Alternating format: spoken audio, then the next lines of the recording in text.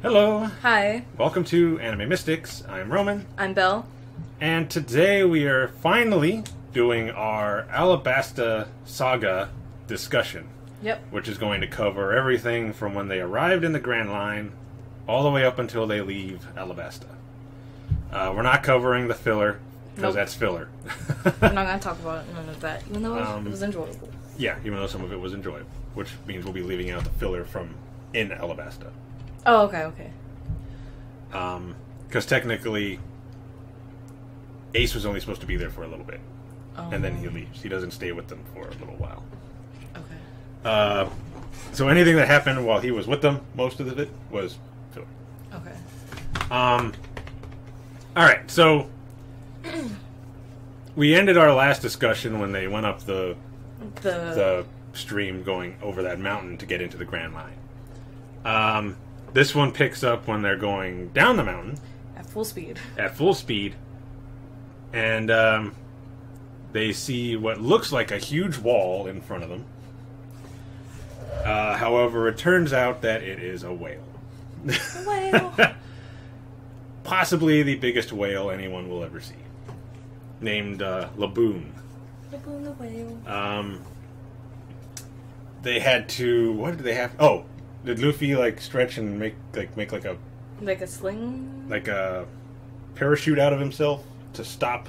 The, crashing? Yeah, or they know they did something to keep themselves from crashing into him, because if they would have hit him, they would have... Their ship would be destroyed. Because there was all different types of ships, on the sides, and Yeah. everything all broken up. And they just got their ship. They don't want it to be destroyed. No. I'm very upset. He'd probably be dead, too. So he wouldn't be too upset that long. Not for very long. No, not for very long. So, they arrive. They're looking at this whale that's just kind of there, Yeah. crying. It's a sad whale. Sad, sad whale. And I think Luffy makes it mad. Does he punch him? Does he punch him in the eye? He hits it in either the forehead or the eye. Yeah. One of the two, and he gets really upset. And eats their ship. Then they're inside. Then they're inside the whale. This is where they meet Crocus. That guy that lives inside the whale with his little island, where they constantly did that joke where they were like, doom, doom, doom, and close up on his face. And even they were like, are we going to keep doing this? Yeah. Is that going to happen every time? Yep, he's got a little house inside the whale. Basically, he is just taking care of him. He's like his guardian for now. Kind of watching over the whale. We don't just meet him inside the whale, though. There's also Miss Wednesday. Miss Wednesday and Mr. I don't remember the person that was with her. I don't remember his name. I know he had the number on his face. Was it a 9 or... It was Mr. 8 or something like that? I think so. It was her... Her partner. Yeah. I can't remember what number he was, but they're in the whale too, because they were sent from their island to find food, and they figure this whale is so huge it'll last possibly years. Long time. It's a gigantic whale. So they're going to kill the whale and take it back to their island. They're not having any of that, though. No.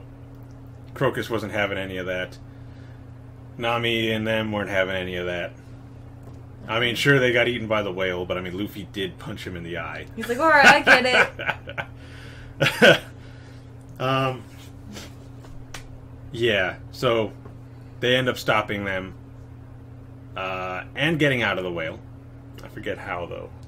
Didn't they have, that needle that they need to... They put him to sleep. Yeah, so that way they could get out. Because there was, a little hatch on... the top of them, where they could climb out. Yeah. That guy made the inside of that whale so cool. He did. While the outside is really beat up, he's scarred all over the front of his face because he keeps ramming into the mountain. It's a sad whale, guys. Yeah, he's sad. Very sad. So Crocus tells them the story of the whale. Yeah. Basically, Laboon was following around a pirate crew since he was little, like Bell's size. Yeah. Maybe bigger, because I think he was actually about the size of the ship, wasn't he? Yeah. He was little for him. Yeah, little for him. Little for him. I kind of made it a little too small by saying it was Bell's size. But yeah, Yeah. maybe around the size of the ship, half the size of the ship, something like that. And it's following them around.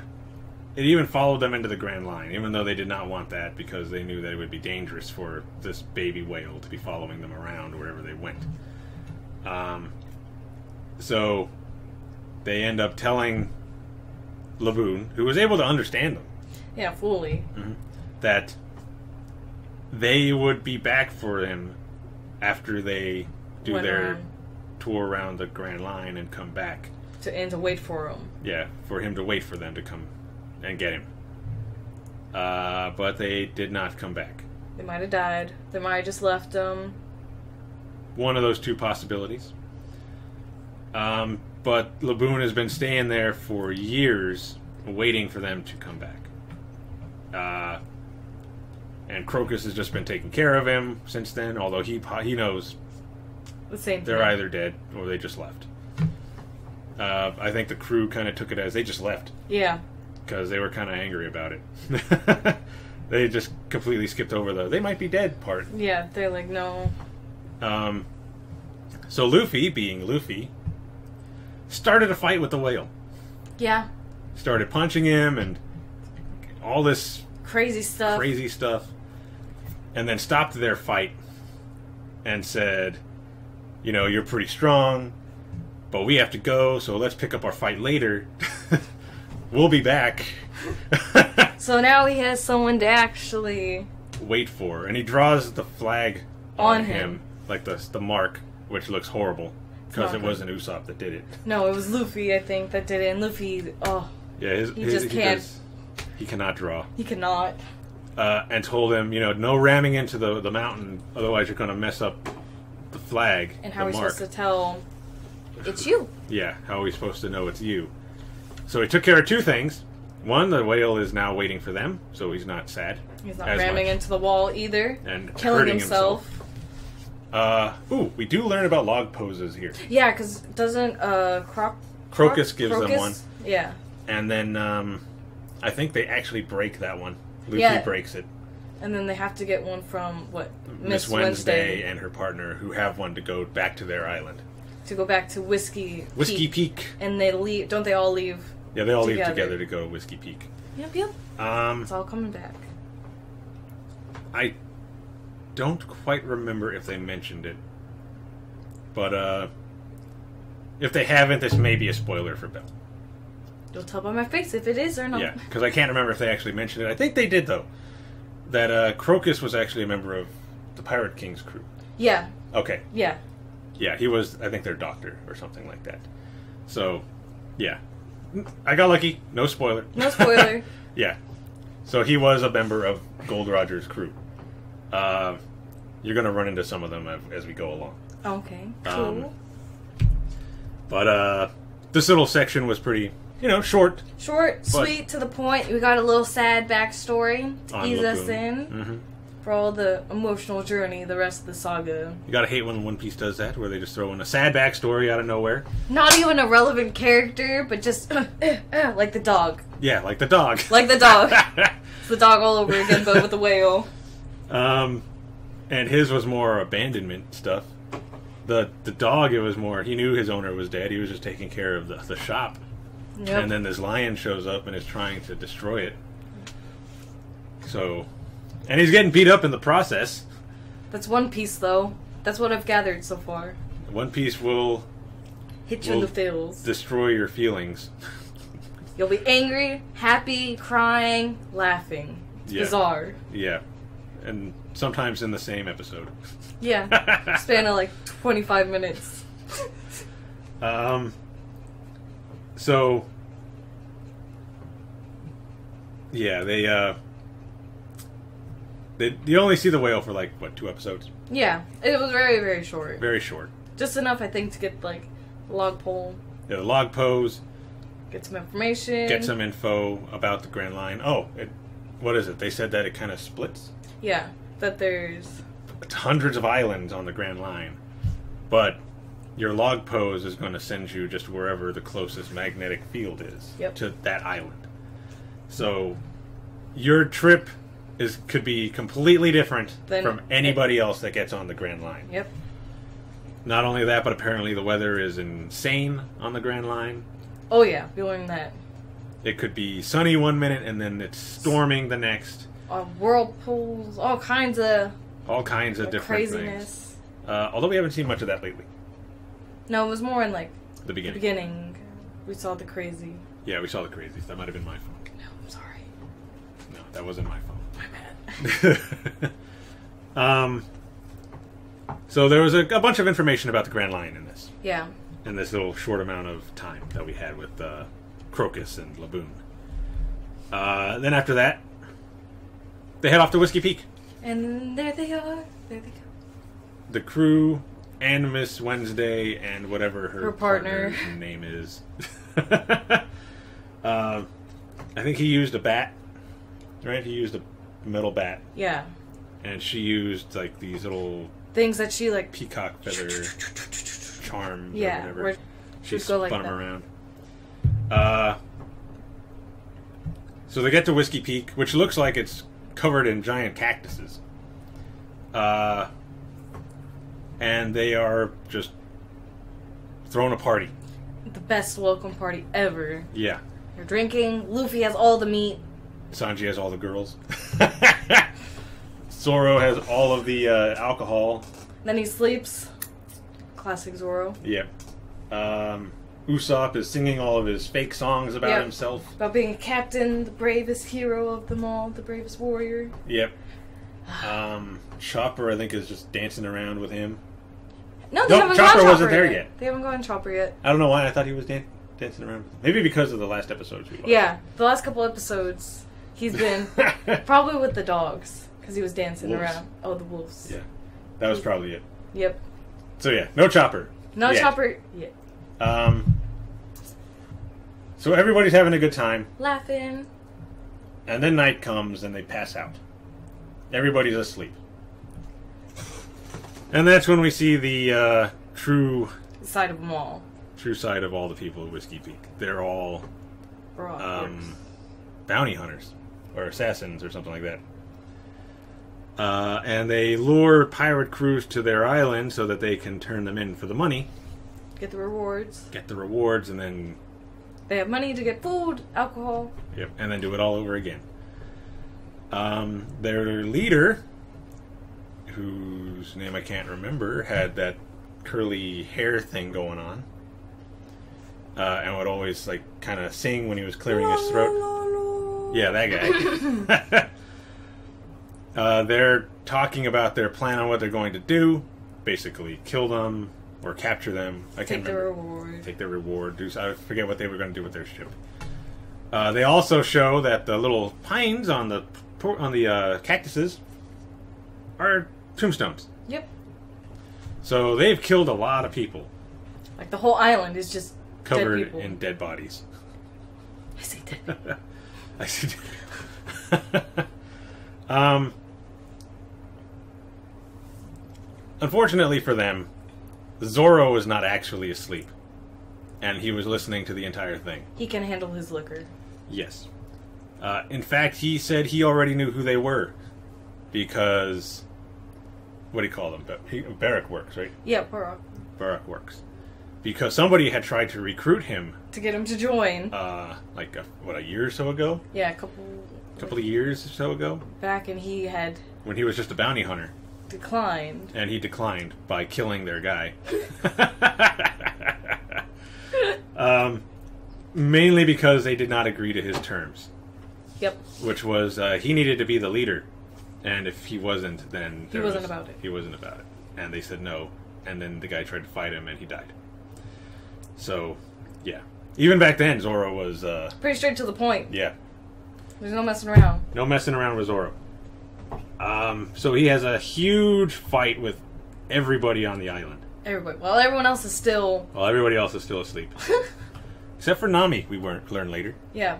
because she heard the whole thing too. She was pretending to be asleep. She can hold her liquor too. Right? I'm proud of Nami. Probably because she's been on so many pirate ships You from know, stealing from them. she's like, I gotta learn how to hold my alcohol. Yeah, got a high tolerance. So she was looking for treasure. No surprise there. And Zoro was just fighting all of these people. Like, everybody. The whole island. The whole island. Everybody. And basically wins. He defeats the whole island, and I think at the very end, Luffy wakes up because he's hungry. Yeah. And he wants meat.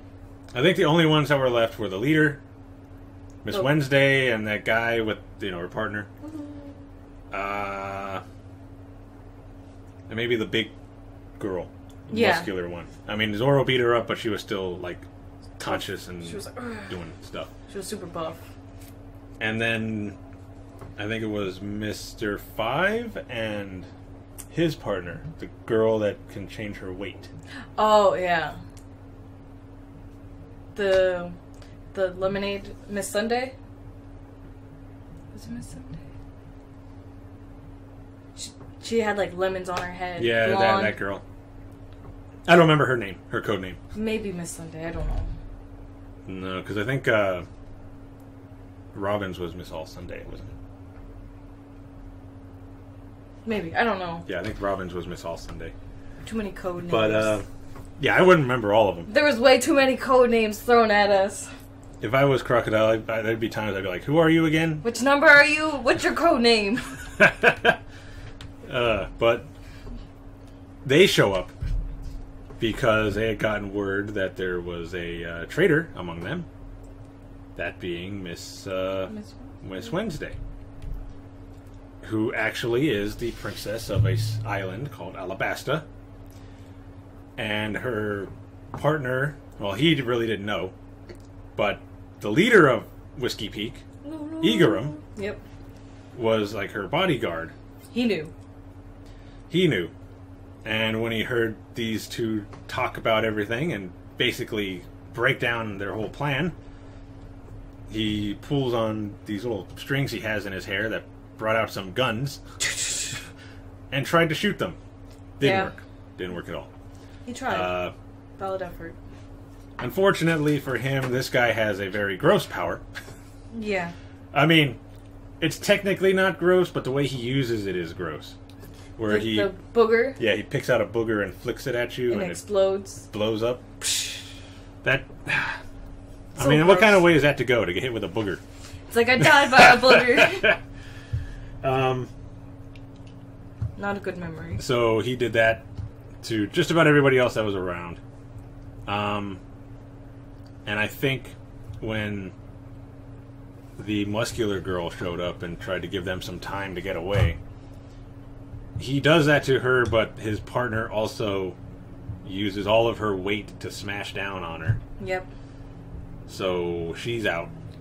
She tried, but that girl... Yeah. It was way too much. Too much. And, Miss Wednesday, who's now known as Vivi. Her partner tried to help out. He didn't care about everything that was going on. It was still her partner. Yeah, they'd been partners for a while, so he was going to help her out. Pretty honorable of him for a bounty hunter. I could respect it. I was like, I appreciate you not turning and just trying to kill her. Yeah. And just take her.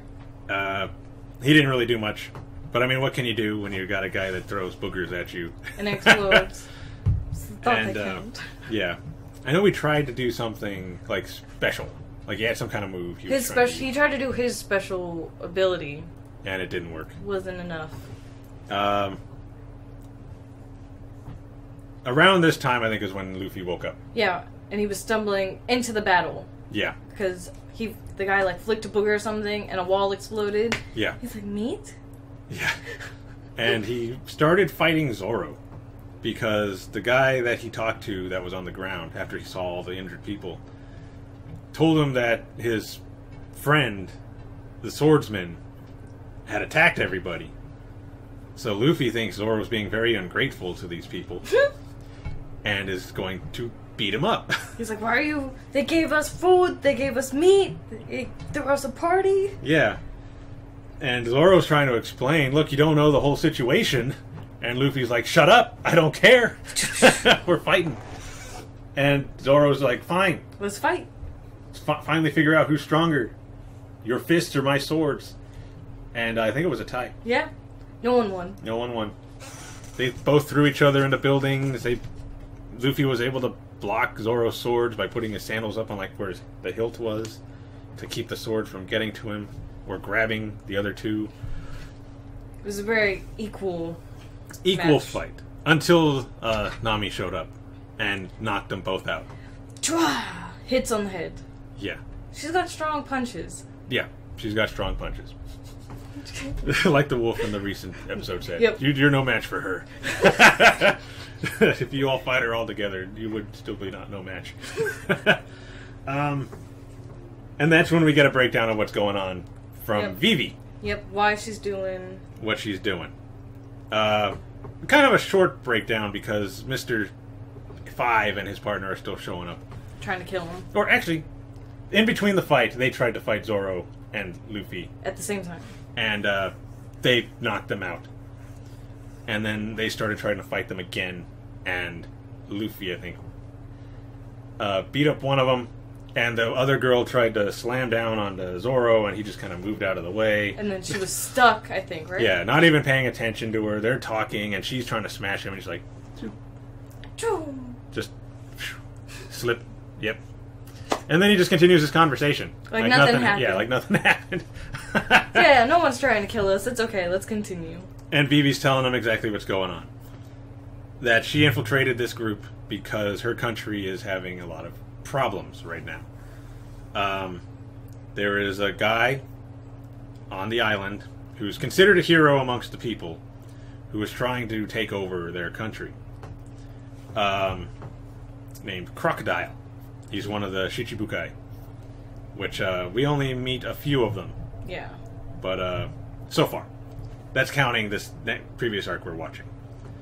But for right now, we only know Crocodile. And I think Mihawk. I think they mentioned he was one of them. Yeah. And basically, she is trying to figure out a way to stop their group so that she can save her country. Nami, being Nami, says that they'll do it. For a fee. For a huge fee. For a really large fee. We'll help you get back to your country. But you have to pay us, what was it, like a billion? I think it was $1 billion. It was outrageous. It was an outrageous amount of money. She figured since they're a kingdom, they should have enough money to pay whatever she's asking. Unfortunately, Alabasta is kind of a poor country. Yeah. They're having a lot of issues at the moment. Yeah. So there is no paying Nami millions and billions of dollars. Or berries, I should say. Yep. This is also where we meet Robin for the first time. Because Igaram is trying to be a decoy. Yep. Oh. We actually, before that, Nami was saying they shouldn't even do it. They shouldn't get involved. But we had the Unluckies. That otter and that vulture. Yeah, they came after them and took their... It was drawing them. They drew their pictures. Got Nami, Luffy, Zoro. Usopp? Because I don't think they got Sanji. They get Usopp later. But they do end up getting everybody. Yeah. Except for Sanji. Sanji's the only person who does not get... a picture taken of him. Or drawn of him. And after Nami gets a photo drawn of her and they show her, it's like, oh, it looks really nice. And then they fly off. She's like, oh, wait, no! And well, it's too late now. They're going to come after us. Yeah, so we got to do it. Now we have no choice. So Igaram is trying to give them some time by dressing up as Vivi, and he looks nothing like Vivi. So bad. And he gets on a ship and he starts sailing off. Not much longer after his ship explodes. And that's when we meet Robin for the first time. Who I think gives them a log post to actually get to Alabasta. Yeah. But I don't remember if they decide... They do follow it, right? Yeah. Because I know there was a discussion on whether they even should or not. They had the discussion, like, should we not? Should we? But then they had, like, really no choice because they had to get back because the other one wasn't pointing to Alabasta. It was pointing to... A different island. A different island, and this one was the only one pointing straight to there. Because there are log poses that are set to a specific island. The other ones that are just, they reset every couple of days, or depending on how long it takes for it to... Reset. Could be a month. Mm-hmm. Just depends. Even a year. I think they mentioned years. Yeah, years. But there are log poses that are set to specific islands, and Robin had one that went straight to Alabasta. So they were using that one. And that's when they leave the island and end up going to... Little Garden? Yeah, Little Garden. They need supplies, didn't they? They needed food and water, because, they can't drink the ocean water. Nope. So basically what we learned from Whiskey Peak... It was about Baroque Works. Baroque Works, Crocodile, and his plan. And a little bit about Alabasta. A little bit about Alabasta. Not that much. Not that much. We'll learn more till later. We also met Kuro. Yeah, I think that's how you pronounce his name, the duck. Yeah. Her duck mount. That she rides. He was not exactly the brightest because she would tell him to charge and he'd run off of buildings. He tried. I don't know if that was just because he was doing it on purpose. Because he was scared, or... He reminded me of Usopp in duck form. In duck form. Ducksop.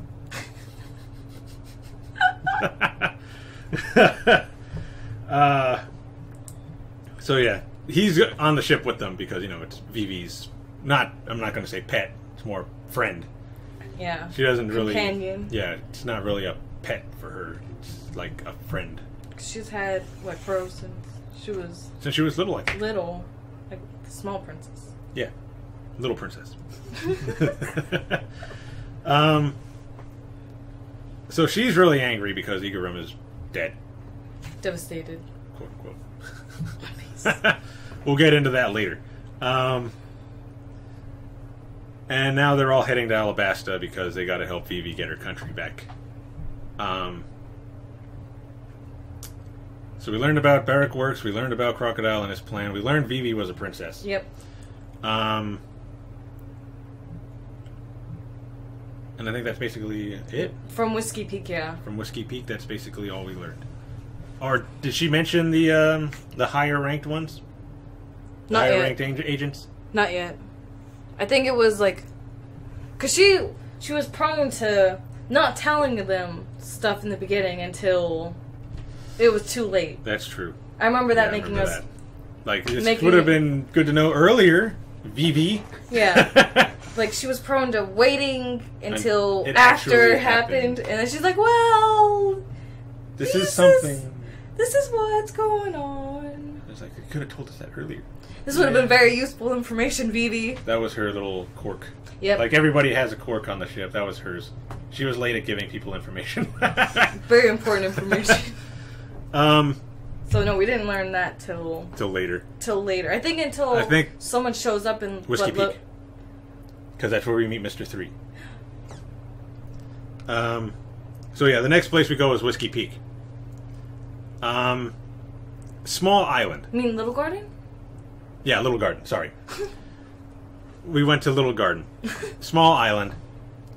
But had two giants. Dory and Brogy. I liked them. They were funny. I liked them a lot. Dory and Brogy have been on this island, I think they said 100 years. Fighting to the death. Having a duel. And they cannot end their duel until one of them dies, otherwise it's... not unhonorable? Like a slap in the face to their god, Elbaf. Yep. That's the name of their country. But what is that? Is that the name of the god, too? I don't think so. I think their god was something else. What was the name of their god? I don't know. God, Pell. I'm awful with names. They threw a lot of names out there. Either way, it was good, like a disrespectful type of thing. It was not honorable. Yeah, super dishonorable. They're super big into honor. They couldn't go back home. That's what it was. That they couldn't go back to Yeah, they couldn't go back home unless one of them was dead. Yeah. And, well, both of them were still alive after 100 years. They were pretty evenly matched. 100%. Yeah. Evenly matched. Mm-hmm. They get to the island because they need to find food and water, like we said earlier. So Zoro and Sanji start having a contest on who could get the largest amount of food. Yep. This went on for basically the entire thing. The whole time they were there. Yeah, the whole time they were there. Except for the big fight part. Yeah. Luffy, Vivi, and... Yeah, Luffy and Vivi went off to look around. Usopp and Nami were looking around. Even though they're like the chickens of the bunch. The chickens of the bunch, because they're not as powerful as the rest of the crew. And they know it. They're not... Later on, they have like an argument of who's the weakest. Yeah, who's the weakest out of us? I'm the weakest one. No, I'm the weakest. That's why you should go out there.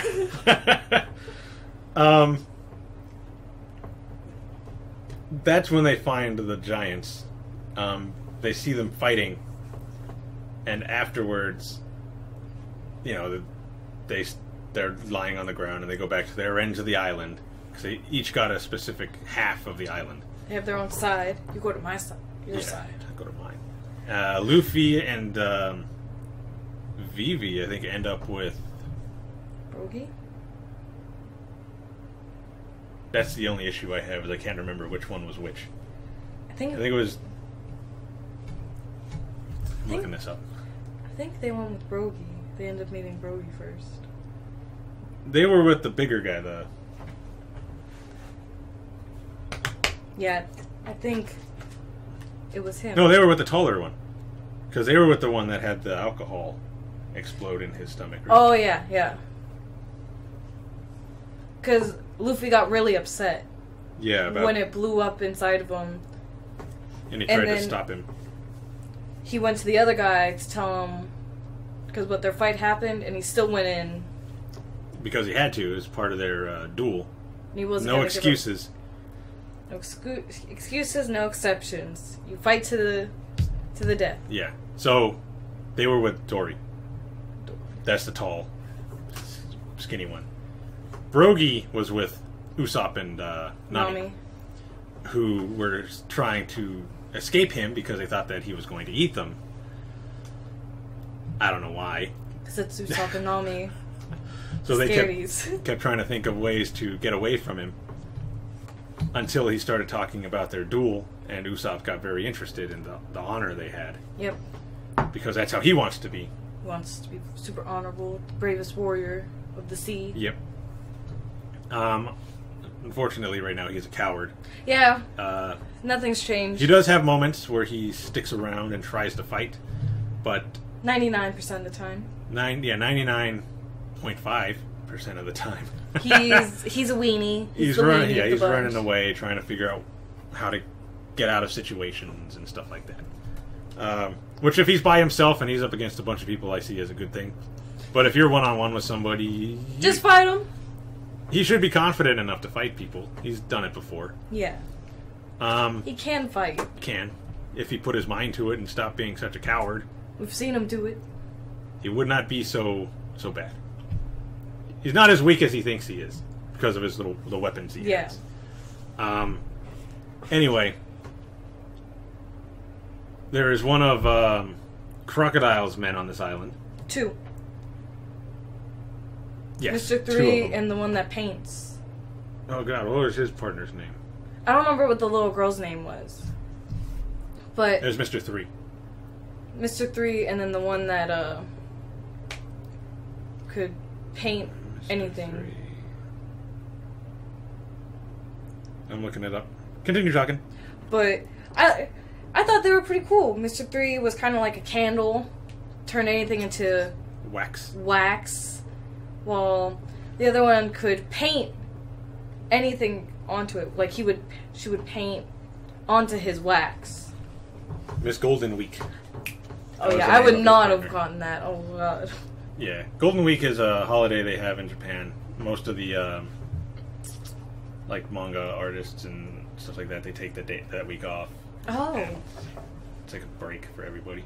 Because some of them, I think Oda, the guy that does One Piece, before they started making him take days off, said he was getting like 2 or 3 hours of sleep a day, and the rest of it was just One Piece. One Piece, jeez. So yeah, he had some health issues, so they started making him take a day off, like every week. That's good. You rest, Oda. And then there's Golden Week, where everybody just takes the week off. I don't know the whole story behind Golden Week. That's all I know. Okay. That's as far as I know about Golden Week, people. So if I got a lot of stuff wrong or I didn't mention certain things, I'm sorry. So yeah, Miss Golden Week, she's able to paint on emotions. That's right. Depending on the color she uses, she can make you feel however she wants you to feel. She could draw on the wax, paint on the wax, paint on the floor. Yeah. On you, like I know she was drawing on Luffy for like what? A full couple episodes. She was drawing on what, like a black squirrel. Yeah. And it made him feel like depressed. And then she drew like a green something on him to make him feel like what?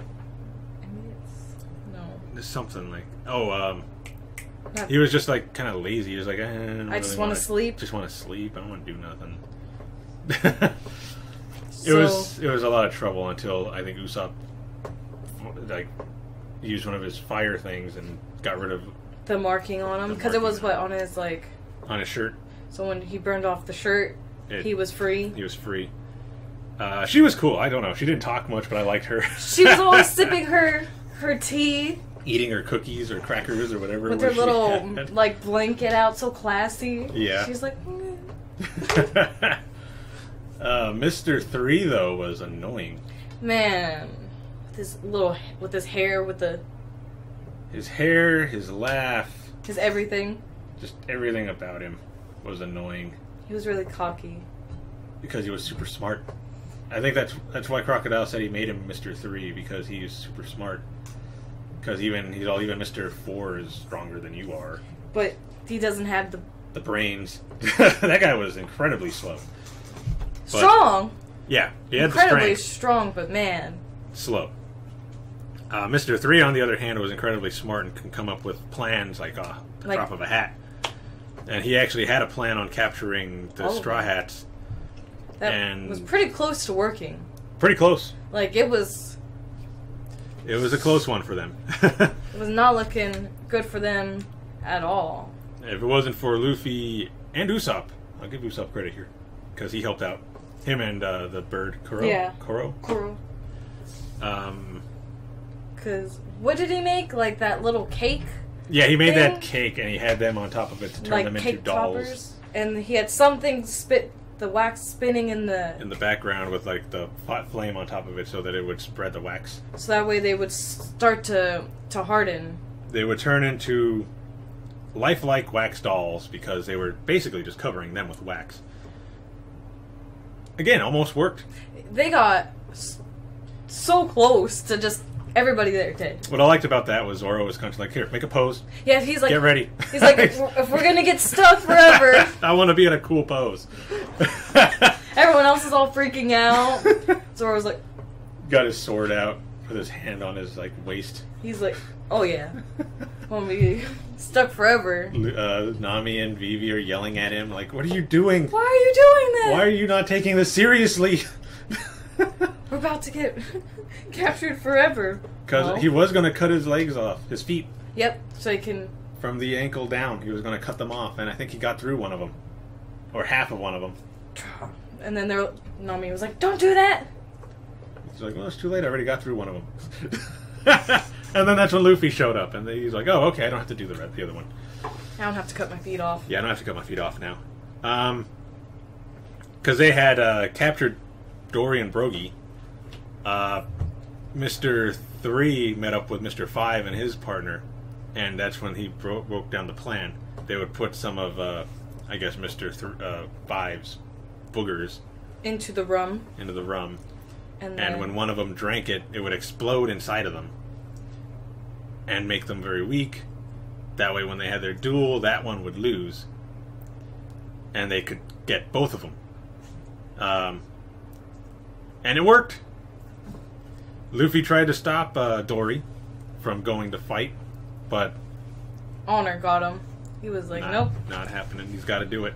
This is my scheduled battle. I'm going to go... Go and fight. No excuses as to why anything happens. So he went out and fought. Brogy knew something was wrong, but they have to continue their fight. Again, no excuses. No exceptions. And he ended up slicing him down the center. Chest. And he collapses.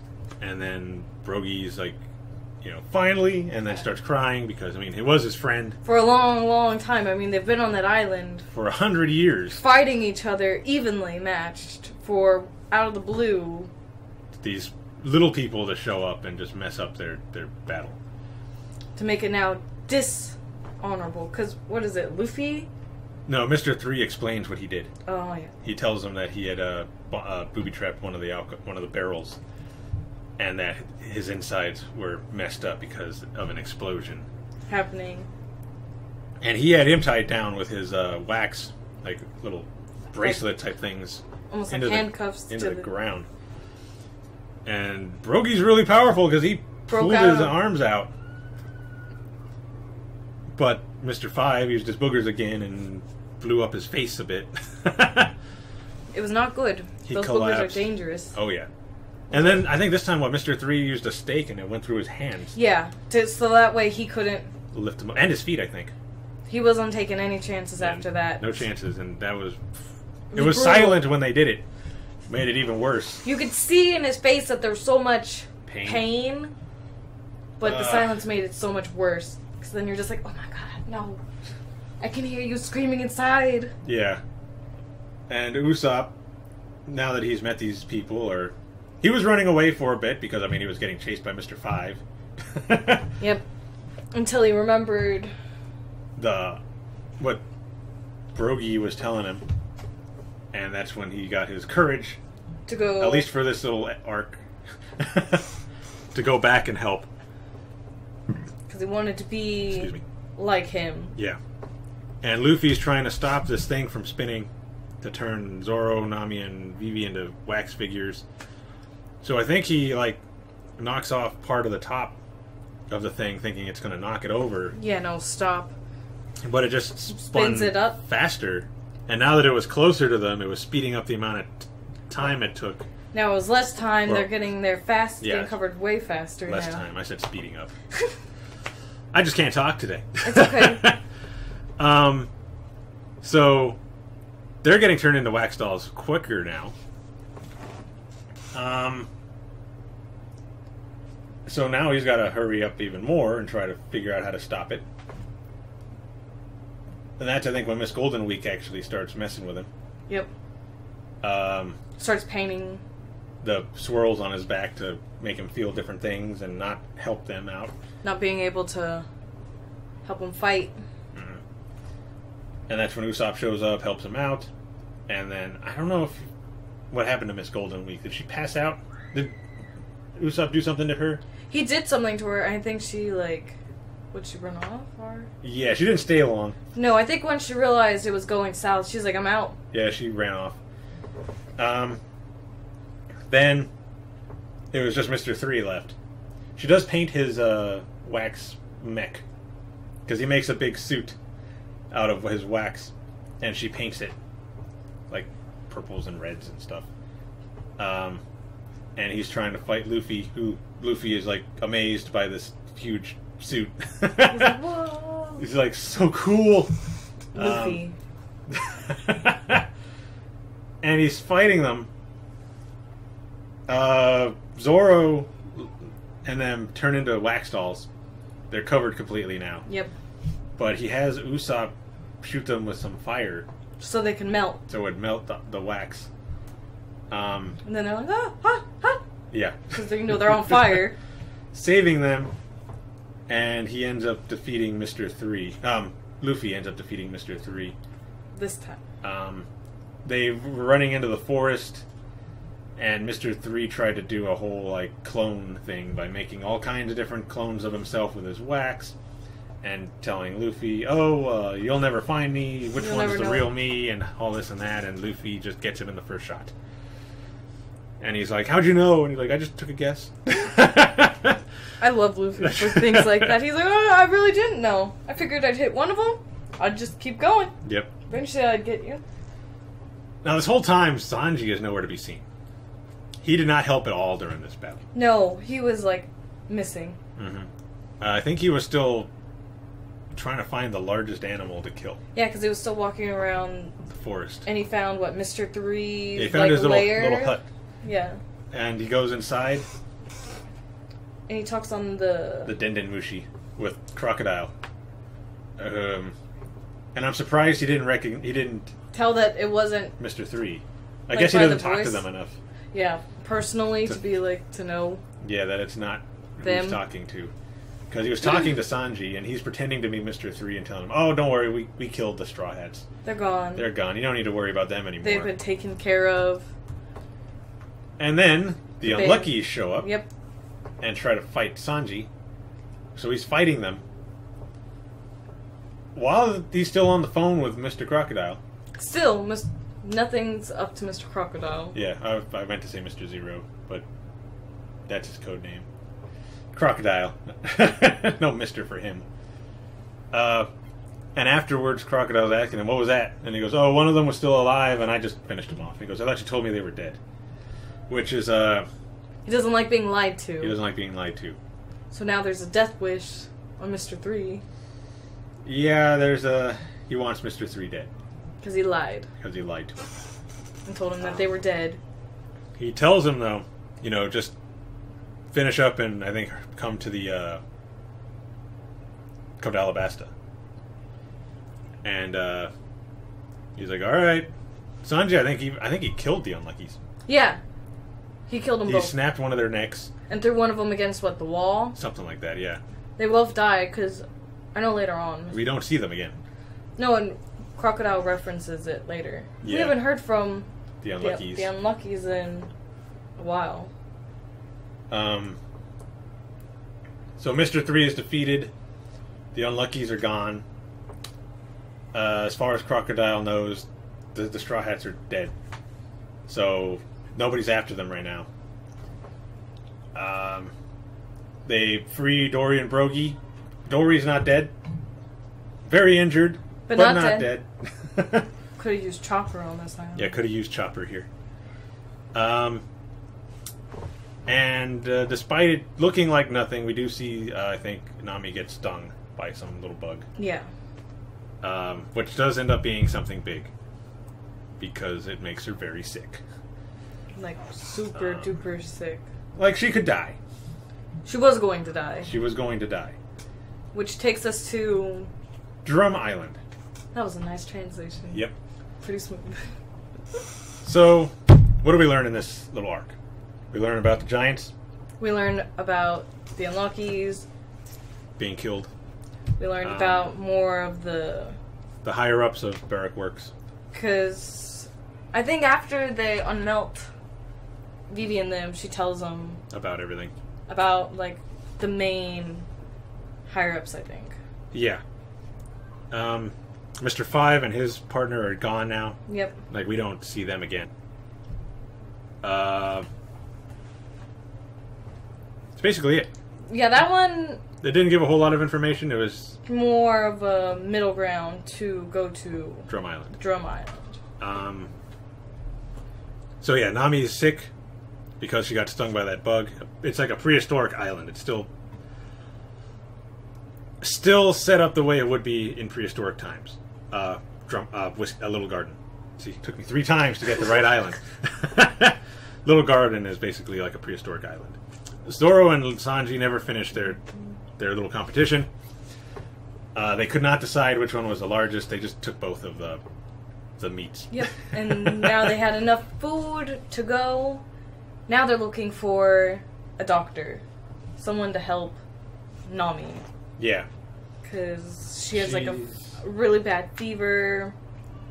She can't even fight or argue with them. She can't do nothing. That's how they know something's wrong. Something's really wrong. And so we end up going to Drum Island. And at first, they're basically being thrown off the island. Immediately. Because I think they might have thought they were Wapol's people. Yeah. But then they see they're just pirates and they still want them gone. Because they don't want any more problems. Yeah, they don't want any more trouble. And they convinced the leader, was his name, Dalton? Yeah. To allow them to come onto the island to get a doctor because their friend is sick. And he lets them on and tells them, okay, well, we've only really got one doctor and then they're all on this island. Way up there. Yeah, she lives all the way up on top of that hill, that Huge big mountain up there. Mountain. Huge. So Luffy and Sanji take Nami to go there. They're like dragging her on something at first, and then Luffy ends up like carrying her on his back.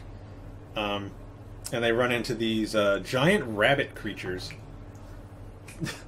I think Luffy or Sanji kicks one of the babies. I think it's Was it Sanji? Because I know it was growling at them. And he was like, Swah! Yeah. And because of that, it went to the mom, and the other one started joining in too and trying to attack them all. And now they're getting chased by giant rabbit creatures. Very mean rabbit creatures. Mm-hmm. But I would be mean too if somebody kicked my kid, unless he had it coming. Like if my kid threw up on you, he deserves a kick. Just no, I'm joking. Maybe. Anyway, it takes them like an episode or so, an episode and a half, I think, to get rid of these things. Yeah, because they're like running. There's like an avalanche. Yeah, the rabbits caused it because they were like stomping their feet into the ground to cause an avalanche, and it wiped them out too. And Sanji, I think, saves Luffy and Nami. Yeah. Telling Luffy to make sure she gets to the top of that mountain. And now he's carrying both of them. Yep. Not just that, he ends up saving that little baby rabbit's mother who's stuck in the avalanche. Pulls her out. She's eternally grateful. Eternally. Just looking at them as they walk off like, oh, maybe they're not so bad. Maybe they didn't mean to kick my dog. Which comes in handy later because Wapol is back on the island. Yeah, he arrives as they're heading... You know what we forgot to mention? What? The fact that they met him before getting to the island. Oh yeah, that's right. And he tried to eat their ship. No. Oh, didn't he eat a bit of it? He did eat a little bit of it. Like the side of the ship? He got one big bite in. And then Luffy sent punched him flying. Yeah. And he went off. And then they went chasing after him. Because he's got a devil fruit. I mean, obviously, he's eating a ship. He's got a devil fruit. And they're like, man. Everybody's got it. They leave. Vivi recognized him. She knew who he was. Because of meetings they've had at Alabasta. Because he used to rule Drum Kingdom. He was the king. And not a nice guy. He's very greedy. Greedy, mean. I think he actually injures Vivi when she was a kid. Yeah. Because he was angry at Cobra, her father, for like yelling at him about something, for not taking the meeting seriously. Yeah. So he like injures her, and she's like, "No, it's fine, whatever." And then she goes off and cries somewhere because it hurt. But she didn't want to cause some international incident between the two countries. Yeah, because of that, she wanted to keep peace. Yeah. Typical Vivi. Yeah, even when she's a kid. Wanting peace. Yeah. So he's back on the island, getting ready to take over again. Because he's done being a pirate. Yeah, he's done being a pirate. We also learned that... I think we learned this later. I'll bring it up later. Okay. But he comes back and he's trying to tell everybody, okay, I'm back. I'm going back to my castle. Going back to my castle. You all got to start listening to me again. And that's when they find out that the Straw Hats are there, because I think they see their ship. Yeah, it's right out. Right out in the open. Right out front and center. Their flag. I think he recognizes the flag. The flag. And now he's after... He sees Luffy and them when they're trying to get to the castle. And that's when the rabbits come in handy, because they stall them. They stall Wapol and his guys. Enough for him to try to climb up there with, no shoes? Yeah, he didn't have his sandals on. He was just climbing with his hands. They were like... Carrying Sanji and Nami. imagining they're both dead weight. Complete dead weight. Yeah. And It was brutal to watch. It was pretty brutal because his hands were all like red and blistery. Like he looked like he had frostbite almost on his hands and feet because he had lost his sandals. What, climbing up? Yeah, he was the mountain. Climbing up the mountain. He lost like both of them. Had no shoes. That's so tall. What? And as he's like almost at the top, he sees that there's a way to get up there. What happens is... Oh, no, I remember. Never mind. He's climbing up. I think as he's climbing up, we see that... She's coming down? Yeah, she was coming down to go to the city. To go to the town. And see if anybody needed help. And she basically kind of blackmails people into paying her. Like a lot of... Like supplies, mainly. Not really money. Because, I mean, what's she going to use money for? She's a doctor. She can go into town and be like, just give me like 50% of your supplies here, and I'll leave and fix your your son or what? Your like wife she or went to whatever. the town and a little boy was like what? Ill? He was sick, and she healed him up and said, "Okay, well, give me this, and that's my payment." Well, she says that before, and the father's like, "What? Are you kidding? No." And then he sees his son like coughing and stuff. Oh, fine, go ahead, do what you need to do, and I'll give you whatever you want. So, yeah, she kind of blackmails people into giving her stuff. Yeah. But, I mean, it's not like it's not for a good cause. She's trying to save a life. She needs something. Yeah. Not trying to take your monies. Yeah, keep your money. I want, like, food or alcohol. Mainly alcohol. She was a drunk. Massive drunk. Every time I saw her, she had alcohol. Alcohol. And what was she, like 120? She was something like that. She would smack. Old hag. Bam. Don't call me that. Yeah. This is where we meet Chopper, too, because she's riding Chopper. Yep. He is in his reindeer form, because as we'll learn later, he has eaten a devil fruit. He's a Zoan? Yeah, he's a Zoan. See? You're learning. Had it close. He actually ate the human fruit. Which, I mean, what are the odds of there being a human fruit? What if a human ate it? Would you just be the same? You're like, oh, lame. That would suck. I'd be like, oh, I just turned into another person. Oh. A human inside of a human. Yeah. So, yeah, he ate the human fruit when he was an actual reindeer. And that caused him a lot of problems. We'll get into that later. But right now, he's with Dr. Kurei. Yep. That's her name. I'm actually surprised I'm remembering all of these names. I am, too. But, yeah, Dr. Kurei, they call her a witch. Because she looks like a witch. Like, seriously. If she had a hat and, like, the robes and everything, she would look like a witch. She was super skinny, wore, like, purple pants, had, and, like a cropped... midriff showing off. Yeah, had the belly showing right above the belly button. Because she had, like, what, a little gem? I think she did, yeah. She had a piercing. Right there. I don't know why I remember all that, but I do. I couldn't remember her name, but... You would be able to find anybody if Pell was around. She'd describe him perfectly. But she wouldn't be able to give you a name. No. Sorry.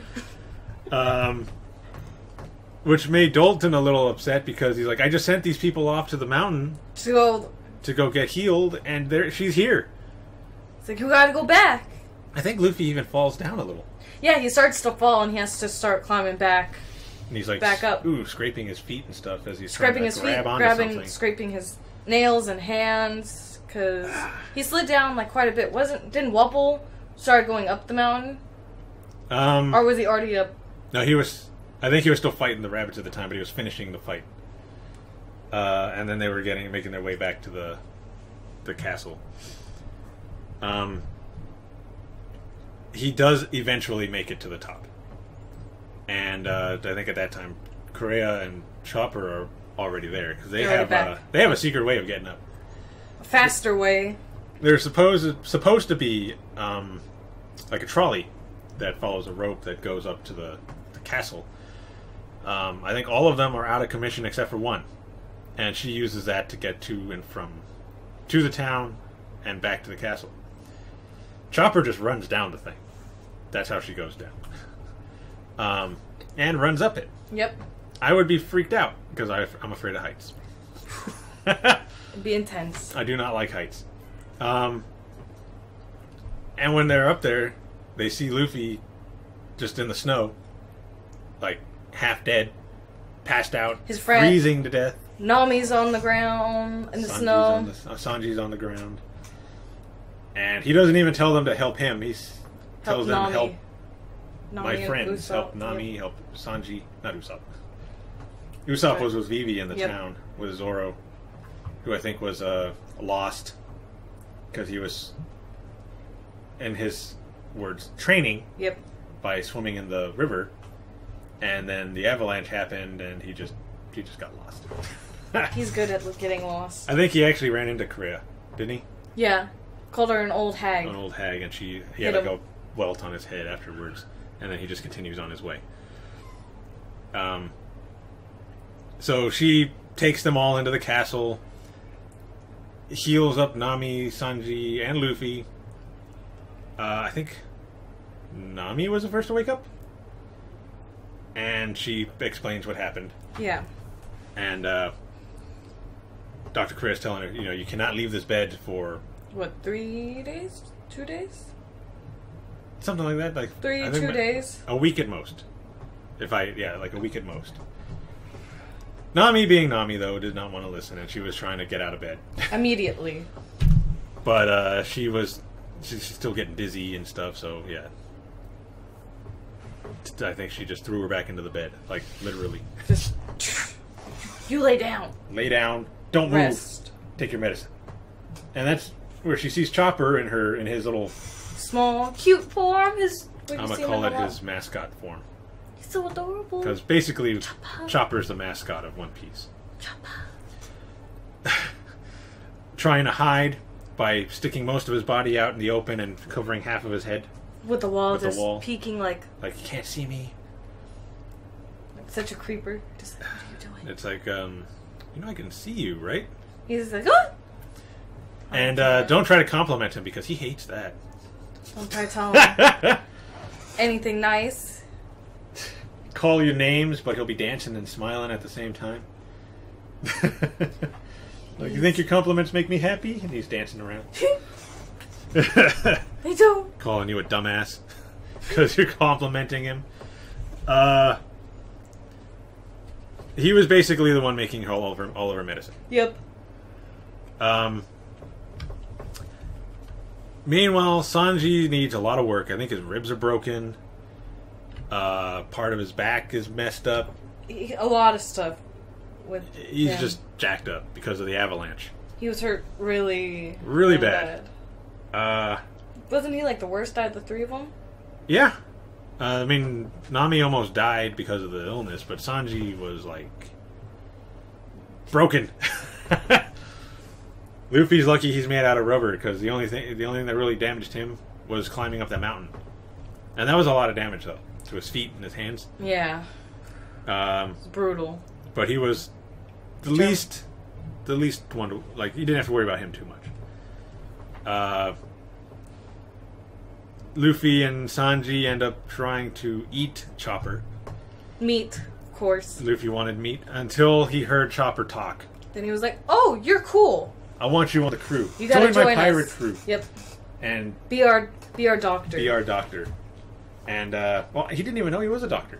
I remember at one point they mentioned that he's a doctor. You're a doctor? Oh yeah, that's right. He just liked him because he was a reindeer who could talk. Oh yeah, and it'd be fun, and they could dance. Yeah. I think it was when they were on the ship, after he had actually said he'd join them, that he found out he was a doctor. Right after as they were leaving. Luffy just doesn't care. If you're cool, he wants you on the crew. Even if you can't do anything. Yeah. You're cool? Alright. Welcome aboard. Yeah. Although Chopper could, because he saw him transform a few times. But Chopper didn't want anything to do with it. No, he didn't. He didn't want to be a pirate. At first. Actually, I think he did, but he didn't want to leave Dr. Correa. Because of everything that she'd done done for him. We do get Chopper's backstory, I think, before Wapol shows up? Right before. Right before.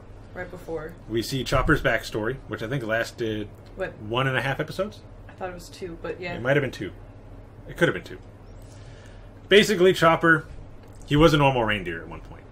And I remember the other reindeer didn't like him even then. because he was a little different. And he's out in the woods, you know, just looking Doing for reindeer food, stuff. and ends up eating the human fruit, which made the reindeer hate him even more. So now he was extremely different. Yeah. So they beat him up and kicked him out of the herd. Wasn't welcomed. Wasn't welcomed with humans either. No, because he tried turning into his human form. But it's still But he's- not. Yeah, he doesn't look like a human much. He stands on 2 feet, he's got hands, It's and all he's buff. built like a person. But he looks more like a Bigfoot. Like a Yeti or something. Yeah, because he's all furry still. Yeah. And everybody just thought he was a monster. And Just an outcast, pretty much. Wasn't welcomed by his kind. or the humans, and they shot him because they were looking for him. Like, we got to kill this thing Because it's gonna come, and kill us or hurt us. get our children or whatever. Yep. So they shot him, I think, once or twice. He got shot a couple of times. I think. And then they chased him, into the forest. Yeah. That's where we meet. Oh, what's that? The doctor's. His friend. His name. Oh my god. Time to look this up. Getting the doctor's name, guys! But that's when we meet him, because isn't he in the forest when they're coming to get him? To come attack him? Yeah, well, he finds Chopper in the forest, Bleeding. kind of bleeding to death. Half man, half... Yeah, he's Furry. in his human form. And He takes him in, doesn't he? To treat him? well, at first he's trying to treat him, and he puts down his gun, and Chopper sees the gun and attacks him because he thinks the doctor gonna is come going shoot him. to hurt him. And let me see.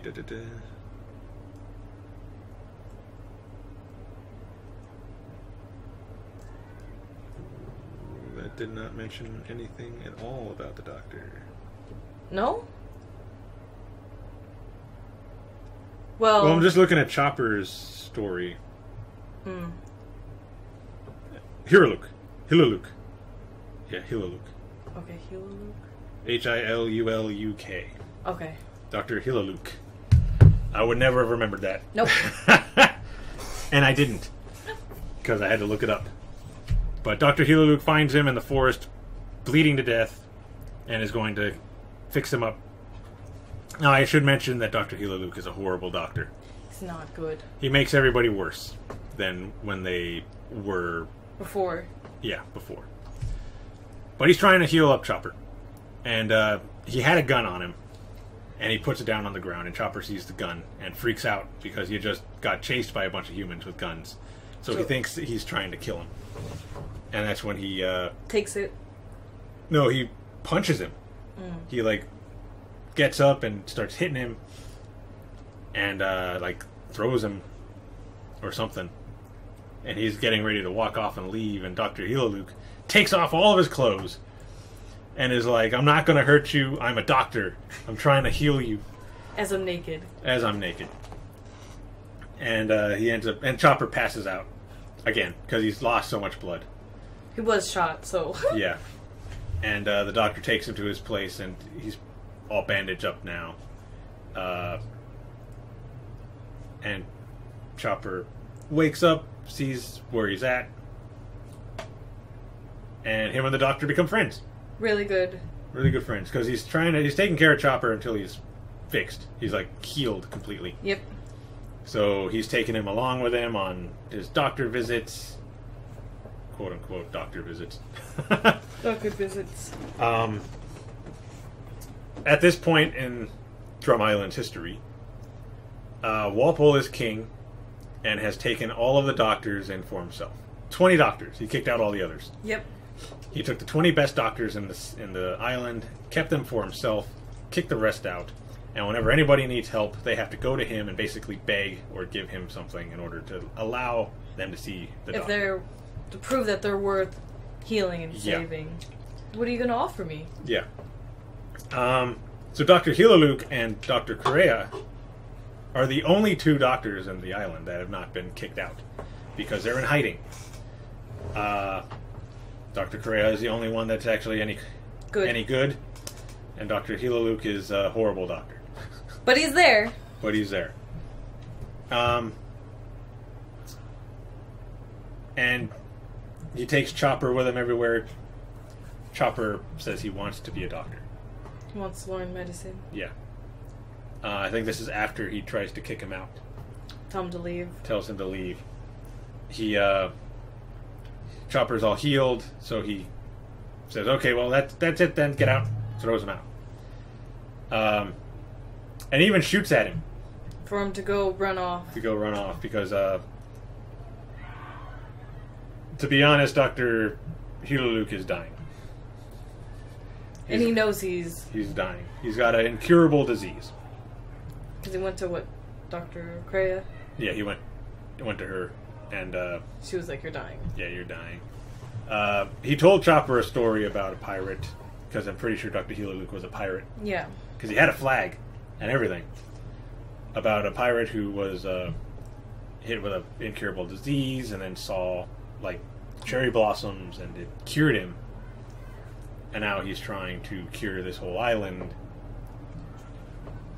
and stuff. Chopper, I don't think, realizes it's him that he's talking about. Just thinks he's talking about someone that he knew or read about. And I think he hears them talking about his illness. And he breaks into the house and looks up like a cure-all, basically. Yeah. And he reads about this mushroom. So he goes on this little quest to find this mushroom so that he can cure him.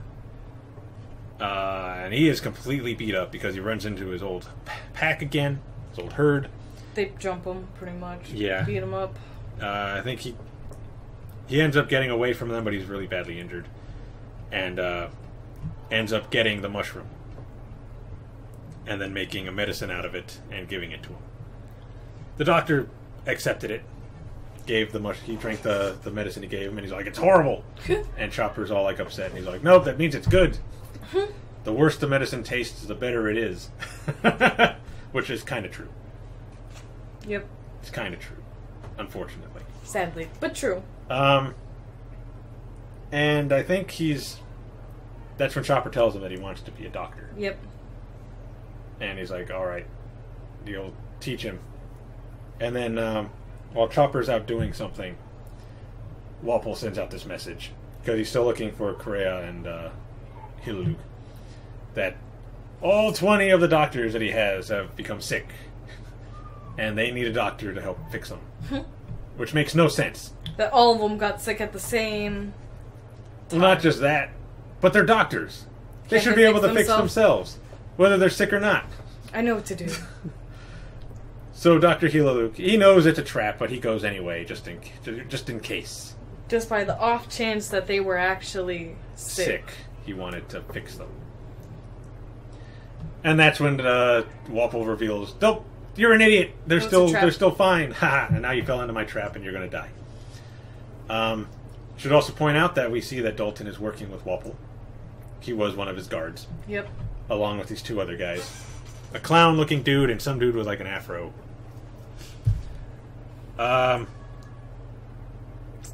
Dr. Hiriluk didn't care that it was a trap. He pretty much knew it was a trap.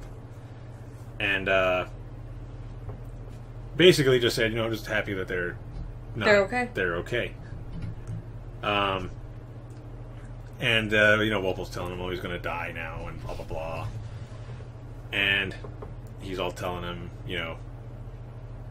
when does a person really die? Is that when his body is, stop breathing, or when he's eaten a poisonous mushroom, which is what Chopper gave him? Yep. Gave him the wrong thing. He thought it was a different mushroom. No, it was the right mushroom, but he didn't know what the symbol meant for poison. So he thought it was a good thing. It kills all disease. And kills you. Yeah, it kills you. But Dr. Hiriluk didn't care because, Chopper went out of his way to get it, and he was dying anyway. There was nothing that he could have gave him that was going to help him. Yeah. So he has this huge speech about when a person truly dies, and that's when you're forgotten, basically. Mm-hmm. And blows himself up on the top of the mountain Chopper is up there trying to get to him, and he sees the whole thing. Watches him blow up. And he just goes berserk and is trying to attack Wapol. Dalton stops him. He's a Zoan type too. I think he's a bull. And convinces Chopper to leave. Yeah. And I think he's wearing... He has a hat. The doctor made him a hat. That pink one he wears. Yeah, the one that he had... That he wears. All the time. And he goes to Dr. Correa with the flag that... He had. And basically begs her to teach him to be a doctor. And that's where they are now. She took him in. And that was Chopper's... Backstory. It was sad. All the feels. Yeah. I might not have explained it very well. But you guys watched us go through it, so... Yeah. Doesn't have to be exact. Yeah. Just talking about... what's going down. And this is going to be a long one, because it's already an hour. I know. I looked over, I was like, sweet Jesus, I had estimated... We estimated a half hour from arrival to get into Alabasta, but now it's like almost an hour and a half. But there's a lot to talk about. A lot went down. Mm-hmm. So Wapol shows up to the castle. He's finally up there. And he wants it back. He wants it back. Luffy and Chopper end up having to fight him. Sanji can't. He's too injured. He tries, but he hurts his back again. Yep, and then they gotta pull him back. Oh, Dr. Correa's not making it any better by sitting on him. Yeah. But she takes him back into the castle and starts working on him again. So Chopper and Luffy are the only ones fighting. And he ends up having to use Nami's coat because he's cold. Yep. Which was a bad idea in the long run because he ends up destroying it and she charges him like 10 times the amount it was worth. But it's Nami. Yeah, so we expected it. And she expected him to mess it up, which is why she lent it to him. I mean, when's he ever going to pay you back? Never. You're not getting that money, Nami. I don't care how long you wait. They have their fight. It was a pretty short fight. Wasn't super long. No. Chopper defeats the two little minion guys. Luffy has a speech about pirates because he notices the flag that's being waved on the castle. Which inspires Chopper a bit. To go be... a pirate. And Luffy finishes off Wapol. Wapol even eats himself to make himself thinner. Yep. Which I don't know if that's really how that works. But he did it anyway. Yeah, he did it. And Luffy sends him flying again. And he's off. And then the rest of them make it to the castle. Finally. Vivi, Usopp, Zoro, Dalton, all make it to the top of the mountain. After the battle's already happened. I think they were going to help, but it was too late. They had already finished him off. Nami is much better now.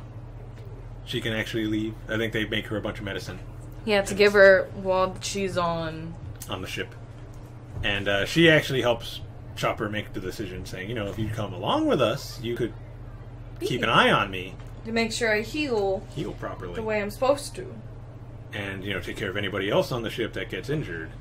Because we'll need a doctor. And they needed one. I think, they kept getting hurt. They're going to get injured. Well, they kept getting hurt.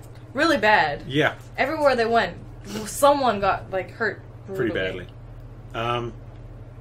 And Chopper was still going to say no. He was like, no, I can't. He was not doing it. And then Luffy just tells him, shut up, let's go! We're going on an adventure! And that was it. That was all Chopper needed, and he started crying. And then... because at this point, Chopper's like a big crybaby. He's a big ball of emotions. Yeah. And he's packing his stuff, and he's telling the doctor, I'm going to go with them to be a pirate, and I'm going to be their doctor. And she's like, pretending to be angry at him, and starts throwing pots and everything. To act like she doesn't care. But she does. She does. She wants him to leave, but she doesn't want to be like... get out. Yeah, to go ahead and go. Whatever. She doesn't want to act like it didn't bother her. Didn't bother her, but she didn't want to. Well, she didn't want him to see that it bothered her, so she wanted pretending to act like she was angry, and chased him off. So that way he wouldn't stay because of her. Yeah. Dalton knew. As soon as it happened, he was like, "You're a good person." Yeah. And she's like, "What are you talking about?" And she like starts crying a bit because he's gone. He was with her for years. Yep. And now he's gone. It was her only real apprentice. The only person she ever taught medicine to. Yeah. And it took him a long time for her to actually teach him anything good. He just had to start reading books. Reading books, following the instructions, not listen to Dr. Hiriluk. I mean, his philosophy on healing people and medicine was good, but he was just not a good doctor. He just wasn't good at it. So they end up leaving and they're going to Alabasta finally. Woo! Okay, so we got rid of those 4 little arcs. Wow, now we gotta go for the biggest section of it all. The biggest section, which will probably take 2 hours. I mean, if it took us an hour and 20 minutes to do that, it's going to take a while to do Alabasta. There's a lot to talk about in Alabasta. What do we learn in Drum Island? Other than Chopper's backstory. I mean, his backstory... Is this the first time we hear the term Zoan? Yeah, but because of Chopper. Yeah. And Dalton. I think this is the first time we hear the term Zoan for devil fruits. A Zoan type. Which just means that they transform into like an animal. Pretty simple. Doesn't matter what kind. Just There's an animal. All kinds of different animals. That could even mean past animals. Mythical animals. Any type of animals. Yeah. Animal, basically. Zoan types. I think that was the only real big reveal we got was the type of fruit that was. Alright, how are we gonna go about Alabasta? Alabasta, let me see. Throughout this entire thing, I think we've just been describing what's been happening and talking about it little by little. Yeah. I think we should just have a huge discussion about Alabasta instead of going through the entire Because that arc. will... So hopefully it won't take... 3 hours. Yeah, because if we do it little by little like this, so are we just gonna spitball little bits here and there of what goes down in Alabasta? Yeah, I think we'll talk a little bit about what happens and then just talk about our overall thoughts on Alabasta. Alright, good. That sounds better, because I was just looking at all of that and I was like, wow, that's a lot. Because for this we have the list of the arcs. Arrival into Grand Line had 1 bullet point, Drum Island had 2 bullet points, which was Chopper joining the crew and the backstory. Those are the 2 big things, and Zoan. Alabasta has like 12. Yeah, so we're just gonna talk about it, how we feel, things that happened, because hopefully you guys won't be here for like another 2 hours for just Alabasta. Yeah. I mean, I don't know if you all would mind another 2 hours, but I don't want to bore you all with just talking, because I think I'm doing most of the because you're breaking it down bit by bit. I'm like, okay. Do you want to start with Alabasta, since I've been doing most of the talking? Yeah. Alabasta, well, let's just first break down, like, everything that's going down, because at this point, we don't really know the full extent of what's going on in Alabasta, and that's that they have this powder, the dance powder, which has stopped the country from raining. It has not rained in how many years did they say? What? 3?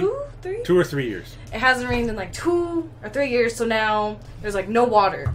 Basically, what dance powder does is it pulls in all the moisture from the clouds around the area. To make it, super duper rain. To force it to rain. And then it makes it harder for it to actually rain after that. And now the country has had no rain for years.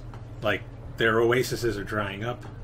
People are going without water for like a long time.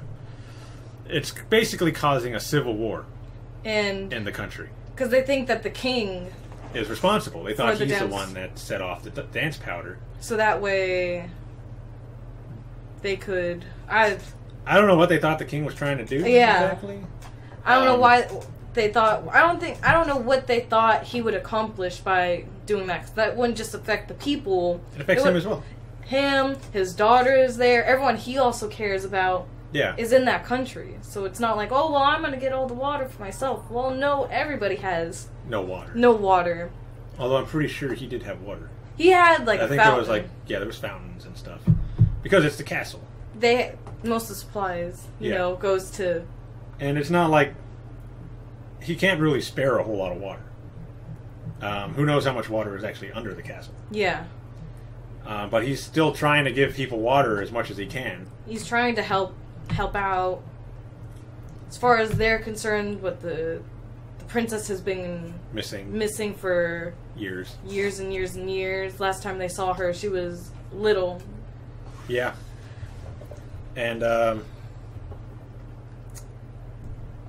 yeah, so it's starting a civil war between the king and the rebels. Yeah. Which is led by one of Vivi's best friends. Childhood friend. Koza. He's been kind of a hard hit anyway, when he was little. Yeah, he felt very strongly about certain things, and he was not afraid to let you know. He went to the king and even told the king how he felt, and why wasn't he doing more for the people as they're, like... dying, basically. And dying of dehydration. I mean, I don't know what he expects them to do. He's trying to do his best. Outsource water from another island? Well, that would still take a while for them to get it there. It also did not help that as, like, one day someone was bringing in a shipment and one of the bags fell over. And it was all dance powder. They're like, what is this doing here? Which fueled... There was a lot of, like, propaganda? A lot of propaganda against the king. What was it? Baroque Works? They were pretty much trying to frame the king so that way Crocodile would be seen as a hero so he could try to take over the whole country and no one would mind. Yeah. Crocodile is on this island. He basically lives here. He runs, the casino. Yeah. What is the name of the city? Oh my god. I don't remember the name of the city. I don't think it even really matters. I remember the casino. But he runs the casino, which has a huge crocodile with a banana on its head. When Luffy saw that thing, he's all, there's a crocodile attached to that banana.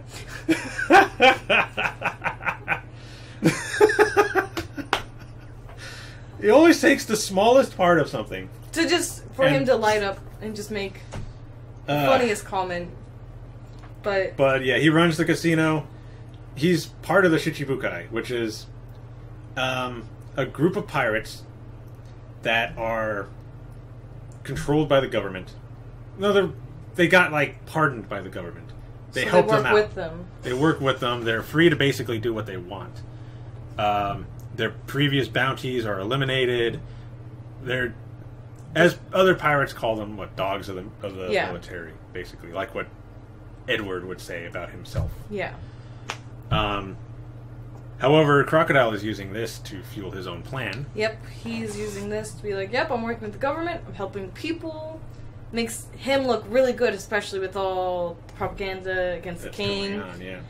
People don't have trust in him, so the city's, like, divided between the people that don't want the king there and the people that still have the trust in the king, like Koza's dad? Koza's dad was very trusting in the king. He knew that the king would do nothing like that to put the whole country in danger.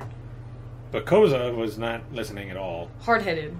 Very hard-headed. He was like, we gotta fight, we gotta dethrone the king, and we gotta... give it our all. It's all or nothing. Yeah. Let me see. When the group end up getting there, it takes them a little bit to actually get to a city. Yeah. They had to cross the desert. They're all dying of dehydration. They meet Koza's dad first along the way, right? No, they meet him later. They're heading to that city because they know there's an oasis there. That's right. Vivi's telling them, we can go to this city. They have this huge oasis right in the middle of the city. And then we'll get water and regroup there. What they didn't know was that the place was basically abandoned. It was a ghost town. Nobody was there. The only person that was there was Koza's dad. And he used to be a chubby guy. Big. I don't want to say fat. He had meat on him. He had some meat on him. Now he's a skinny, dehydrated old man. He gets water every once in a while. Digging in the hole. But he says usually when he does find some water, they get hit with a sandstorm. And then it dries up. Covers it all up again, and he's got to redig. That was an emotional part. Yeah. Seeing him... all going from earlier on to being so jolly and happy to still having faith in the king, but you could see he's been affected a lot. I think that's when Vivi really sees like the true damage that's happening to the country, because it wasn't that bad when she had left. No, the country wasn't in that bad of a state, so she still remembered when before she left. To then see him there, it was a very emotional journey for her. She didn't want him to... She didn't even recognize him. He had to kind of be like, it's me. Vivi, do you remember? And, remember me? Took her a little bit, but she finally remembered After, him. like, staring at him. You could see the pain. Yeah. Because then she's like, oh God, if this city's been affected this bad...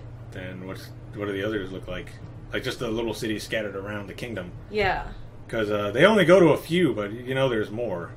And the ones further out probably don't have a lot of resources, water. So who knows what they look like. A lot of them, I think, are just like, deserted. A lot of people evacuated, left those cities probably to go to bigger cities where they waste all that water because, I mean, now there's more people that need water. Everyone's just evacuating. It's getting all overpopulated. Kind of like Attack on Titan, where everybody's going into new... Yeah. Like, further into the walls, and they're like, well, now we got less food and less water now for everybody. Yeah. Because now we got to take care of everybody that was in this part of the wall. And now it's just like, it was a spiral, downward spiral. Just, everything just kept getting worse and worse and worse. Mm-hmm. And then Vivi's like, okay, we gotta go stop them. We gotta stop the... Her whole thing was, we gotta stop the war. She wanted to prevent the war from happening. Mm-hmm. So she says, we gotta go speak to Koza. Did she even know it was Koza that was the rebel leader? I think his father told her that he was the one that was in charge.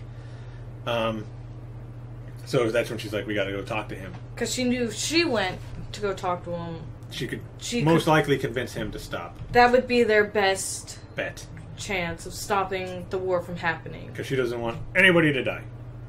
Unrealistic. I'm just going to throw this out here now. I don't want to get into it when we had watched it. In that type of situation, you shoot low. You hope for not a lot of casualties, but you know there's going to be something. Yeah. And she didn't want anybody on either side to die. Regardless of anything that was happening, she didn't want anyone to die. Even Luffy thought it was a stupid thing to try to He told her flat out. Somebody's going to die. This is a war. No one... You can't have a war and have no casualties. Even when he was talking to Crocodile, and Crocodile mentioned that, he agreed. Yeah, he's like, he agreed with him. You're right.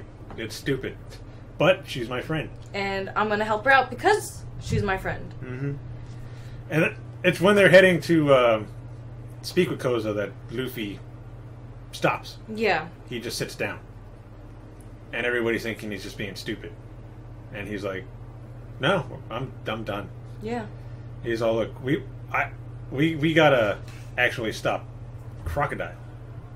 He's the one that's setting this whole thing up. He's making the rebels think it's this, and making the kingdom think it's the rebels. It's just the blame is getting pushed around, except for... Yeah, and he's the one that's getting all of the rewards because nobody's even dealing with him. Yep. And I think this is also where he tells her it's stupid to think that nobody's going to die. Yeah. That this is a war. People are going to die. There's whether you want them to or not. Can't stop them, especially with people that feel so passionate. As strongly as they do. Like, people have been dying for years. Like, you've been gone, and people have been dying. Yeah. Of, like, just the dehydration, the lack of water. Food, because of the no crops. Yep. So, people are going to die in this, and you thinking that nobody is going to die and wanting to keep people from dying is just a stupid... Because she couldn't accept the thought of anyone dying. She even, like... broke down a couple of times. She punched him. She was fighting with him. But he took it. And then Luffy punched her. And said, look, use us. We're your friends. You want to do this all alone? You're not alone. You have us. Can't do it alone. Have us help you. And that's when she broke down. And cried. And then he's all like, we got to take out Crocodile. He's our issue. He's the one that's setting this whole thing up. Once we take him out, we can worry about the rest. Yeah. Luffy's dumb most of the time. But he sees the bigger picture of things. He's not dumb. Luffy's so smart, but he... Oh, you know he's dumb. Like, when he's just around people... No, day-to-day things, he's dumb. He's dumb. But when it comes to serious, like, big things, like, you could see him... That's what I mean. It's the big things where he sees the bigger picture of what needs to happen. That he's like, nope. Or, no jokes. Or when it comes to people. He's good at noticing things with people. Really quickly, he could tell that someone's acting a bit suspect, or like we saw recently with Conus. He noticed right away that she was acting differently. Her demeanor changed, everything changed. She seemed uncomfortable, so he can pick up on people really fast, which is really good to have Luffy there. I mean, he might not be able to do anything else as far as like navigating or any of that, but he can pick up on like things, people and like situations. Yeah. So he's telling her, we got to take out Crocodile. I'm going to take out Crocodile. So we got to go to where he's at. And that's when she's all, okay, well, we got to go to the casino then. So they change their course to the casino. Now they're off. And that's where they get captured. Oh! When did they meet Ace? While they were traveling in the desert. Wasn't he on, like... I think that they make it to the first town where they get the new clothes. Yeah. And Luffy's looking for food. And Ace is there. We hear about... Oh, that was one other thing we learned at Drum Island. Ace was at that island. Oh, yeah. Because he was looking for Blackbeard, who had attacked Drum Island. And he told, I think, Dalton or one of the people that if his brother comes by, let him know he'll be, like, I guess in Alabasta or something. And they go to Alabasta. And he's there. And he's there. I don't think Luffy was really looking for him. He was just looking for food, and... Boom! It kind of just happened. He ran into him. It would happen like that. Him and Smoker. Smoker was there too. Because he's looking for Luffy and them. Because if you remember, he left Logtown to track them down. He told him he's going to track them down to the end of... And that's what he did. He found him in Alabasta. And he's chasing him. Ace ends up helping him out. Getting them away from him. Because, I mean, Ace is fire. Which... They never mention it, but I'm going to tell you. Okay. The name of those type of devil fruit users, like Ace or Smoker, they're called Logia. Logia. Mm-hmm. Like element? Elements and stuff like that. So they don't just, their body doesn't just like, like Luffy's rubber. Yeah. It's not like they can just make smoke. They are smoke. Oh. Or Ace is fire. Yeah. That's what they are now. So they become that. Oh, okay. It's also considered the most powerful devil fruit. I could imagine. Because as you can see with Smoker, you can't really hurt him. No, because he's... Smoke. You try to hit him, it just goes right through it. You try to hit Ace, you're going to burn yourself because he's fire. So, yeah. And Luffy's Paramecia. You heard that in this recent arc. Yeah. Because Wiper was like a Paramecia type when he saw Luffy. Yeah. So you know that one already. So you know the three. Okay. Paramecia, Zoan, Logia. So, I'll get into those later on because I got that written down here too, devil fruits. So I'll explain a little more about that. We're doing good. We're going through it a lot. Yeah. Touching base is a lot better. So Ace, he ends up helping Luffy escape Smoker. And he gives, later on, I'm skipping a lot because some of it was filler. Yeah. I'm trying to remember which parts were filler. Which parts were filler and which ones. It was the part where they went to that one town that was being protected by the fake rebels when he was fighting that bounty hunter named Scorpion or something. Basically anything where Ace is traveling with them is filler. Ace in the manga finds them. He gives Luffy that piece of paper. Yes. Saying, keep this with you because we'll find each other again. Mm-hmm. And then he leaves. Okay, so that's... Because he's looking for Blackbeard, who killed one of their crew members. So, yeah. That is as far as Ace should have been in the manga. I mean, in the anime. Okay. And it was that way in the manga, so that's all we're talking about for him. But Ace was cool. I like Ace. He falls asleep just anywhere. He reminds me of Luffy. You could definitely tell he's Luffy's brother. What is that condition called? Where you just fall asleep? Insomnia? No, not insomnia. That's when you can't sleep. Oh. I know what you mean when you just like can't help it. And you're just, yeah, like, we're just doing something. Sleep. Yeah, I don't remember the name of that, but that's what Ace has. Because he's eating and he just face plants into his food. Drinking. And just falls asleep. Anything. He did that with Buggy when he was on his ship. He's talking to him and everybody's like, we could capture him. And Buggy's like, no, leave him alone. Don't do that. Anyway, that's in the other arc. Yeah. But, so Ace leaves after giving him that paper. It's a Vivi card. That's what it's called. Basically, it's going to be kind of spoilerish, but it's not like a big thing. You really learn about it like hundreds of episodes later. Okay. But basically, it allows you to... it's got like a little bit of your soul, almost, kind of. So you'll... If it belongs to somebody, you'll be able to find them again. It'll like take you to them. Oh, that's cool. It also lets you know when they're near or in trouble. Stuff will happen to the paper. You'll see later on. Okay. But that's kind of like a small little snippet into what that paper is all about. That's cool. That's really cool. I was wondering how that paper was going to bring them together. Yeah, again. I was like, what? It's like, did you write an address on there? I was like, is this like a meeting point with like a date and time? Like, meet me here. No. But, yeah, that's kind of a little bit of what that's about. Okay. I'm not going to go too much into it because then we get into more spoilery stuff. So you'll learn more about that paper later on. Okay. But for now, that's why Ace said, you find me later with this. Because even Luffy was like, what? A paper? Okay, whatever. If you tell me, Back I'll believe you. Into the hat. Yep. So yeah, Crocodile runs a casino when he's not helping the towns. It's a good way to get money to fuel his ambition. Because I mean, people are going to lose a lot of money at a casino. A lot. The casino is made to take your money, not give you money. Oh yeah. Especially like slot machines. Slot machines have like a payout type thing. It's not luck. I tell you that. I mean, you can get lucky where you get on there and then you just do one and it's ready for payout and you get the jackpot. That's luck. But they're not made to give you money.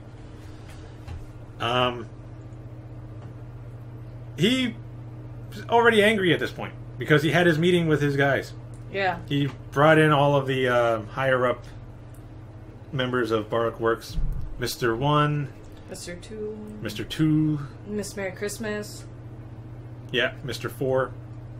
Why do I remember her name? Because she was the mole, wasn't she? The one who talked really fast. And yeah. That's probably why. Because she's like the complete opposite of her partner, who was really slow. Slow, really like... And she was just like, come on, let's go. Yeah. So yeah, she was kind of funny, but also a little annoying at times. Doesn't Mr. 3 show up to the... He does show up. To the meeting? But he was supposed to be dead. Yeah. Because Crocodile sent Mr. 2 to go kill him. But couldn't find him. Because he had left Little Garden. Yeah. Oh yeah, also Luffy and them meet Mr. 2 on the way to Alabasta. He had fallen off of a ship. They rescued him. He's grateful. They have a little party. He shows off his power, which was a good thing. Yeah. Unfortunately, they thought he was attacking because he punches Luffy. And then he changes his face into Luffy when they're getting ready to attack. And he goes, no, well, I really don't have to punch people. I can just touch you. But that was for show. And it just erased all hostility they had towards him. Because they were like, oh my god, that's so cool. And so he touches Luffy, Usopp, Zoro, Chopper, Nami. No Sanji. Sanji was the only one again. Yeah, he was in the kitchen. He was only cooking one something. Left out. The only one left out, yep. Sanji gets lucky. Usually he's off doing something else and just nobody sees him. Doing something with food. Or, yeah, because even in Little Garden he was looking for the largest amount of meat. So he could beat Zoro and they'd have meat for food for the ship. So he's usually off doing something else when people show up and they never get to see what he looks like. Yep. Because they only thought those were the only members. Yeah, they thought that of the everybody on the ship was the only ones. I don't think he touches Vivi either. No. No, he didn't touch Vivi. But while he's showing off his power, he does show her dad's face. Yeah. And she recognizes that, but I don't know why she didn't mention it. Because it's Vivi.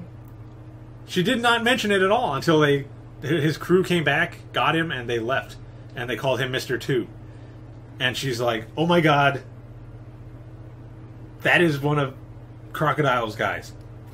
Classic Vivi. And wait until I way saw later. my dad's face in his ability, which kind of helped because they knew that he could do that now. Yep. And then they wrapped this. They had made a mark on their arm and wrapped it, so that way they could take off they could show each other if they ran into him again, and be like, "You're not one of us." You had to prove that you're actually them and not. Yeah. Him. Now he only thought that they wrapped their arm. He did not know about the little mark they had under. Because who's he run into? Did he run into Vivi or was it Sanji? I think he ran into. I think it was Vivi. Maybe. Because he was pretending to be somebody. He was pretending to be Usopp, and he was on the horse. Remember when she was getting run over by the rebels, and he went over to get her, and she's like thinking, wasn't Usopp supposed to go this way? Yeah. And that's when they show the thing, and he's like, oh, okay, well, I didn't know you made that mark. I thought you just wrapped your arms. And she ends up having to get away from him. Yeah. Luffy and them end up getting captured by Crocodile. Except for Sanji. Again. Oh, and Chopper. Yeah. Chopper does not get caught either. Because he's with Sanji. Yeah, he was with Sanji. By an alley. And acting as a distraction. Because I think he had captured them and he called Crocodile, calling himself Mr. Prince. Yep. And pretending that he was captured, because on the phone, they can still hear. Yeah. He was pretending like he got captured by one of Crocodile's guys, and let him talk on the Denden Mushin, saying, "Oh, we got the guy. He's out here in the front of the casino, and he went out there to go get him." To see all his guys just messed up, beaten up. And then Chopper is dressed in a robe, in his human form, and lets them see him so he can run off and they can go away. There he is. And then Sanji goes in and he's helping break them out. They're in that cage where their powers are... They can't... The Sea Stone. Yep. We learn about Sea Stone here. Kind of a strange place to learn about Sea Stone, but I mean, you could learn about it just about anywhere, I guess. Anybody who has it can basically use it against the Devil Fruit user. In fact, Smoker says he has it at the tip of his weapon, which is why he's able to hurt Luffy. Yep. Which might have seemed a little strange when he was attacking Luffy. Why is that hurting him? Now we know. Yeah, we didn't know up to that point. I was super, lost. I was like, Because he has Sea Stone at the end of it, and it drains the power of the Devil Fruit. So that would be a way you can attack a Logia. Sea Stone. Sea Stone, you. But Crocodile has it on his, prison. And the cage he has them in. On the... All of the bars are made out of Sea Stone. So that way, you can't break out of it, you can't use your abilities, you're just... Not even Smoker. He can't turn into smoke and just slide through the bars. Luffy can't even stretch to go through nothing. You're just... And Luffy being Luffy, constantly grabbing the bars. And he's just he's all drained and tired. And then he's starting to fill the whole room up with water. Yep, and that's not good for them because they can't be in. Can't be in water. I think it's up to a certain height. If it's just ankle height, I think they'd be fine. But if it was where they'd have to waist actually height, chest height, I think that's where it starts they'll start draining to sink. their abilities. They can take a shower. That's fine. Thankfully. But waist deep or something, I think, is where it starts affecting them.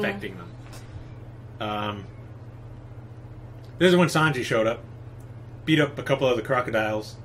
Yeah, because they were filling the room. Because didn't he put the key? Yeah, one of the crocodiles ate the key. We also see Mr. 3 again. Because as we said earlier, he he walked in on the meeting that Crocodile was having with the rest of his people. Yep. And he's like, why are you here? I thought thought you were dead. Like, I sent Mr. 2 to kill you. And this is also where Crocodile finds out that the Straw Hats are still alive. Yep. Because he's like, I didn't talk to you on the Dended Mushi. I lost that fight. And that made Crocodile even more mad. Because then he just got played. And that's where he drops him into the tank with his big crocodiles, and they eat him. But then he comes out, because he put himself in a huge wax ball. To prevent himself from being eaten. Mm-hmm. He's smart like that. He's smart. He's a smart guy. And then Sanji forces him to make a key, because their key broke. So he made Mr. 3 make a key to get them out. Yeah, because he beat him up. He's like, I'm not making that key. They show... Cha-cha-cha! And then they show his face. All mangled. Yep.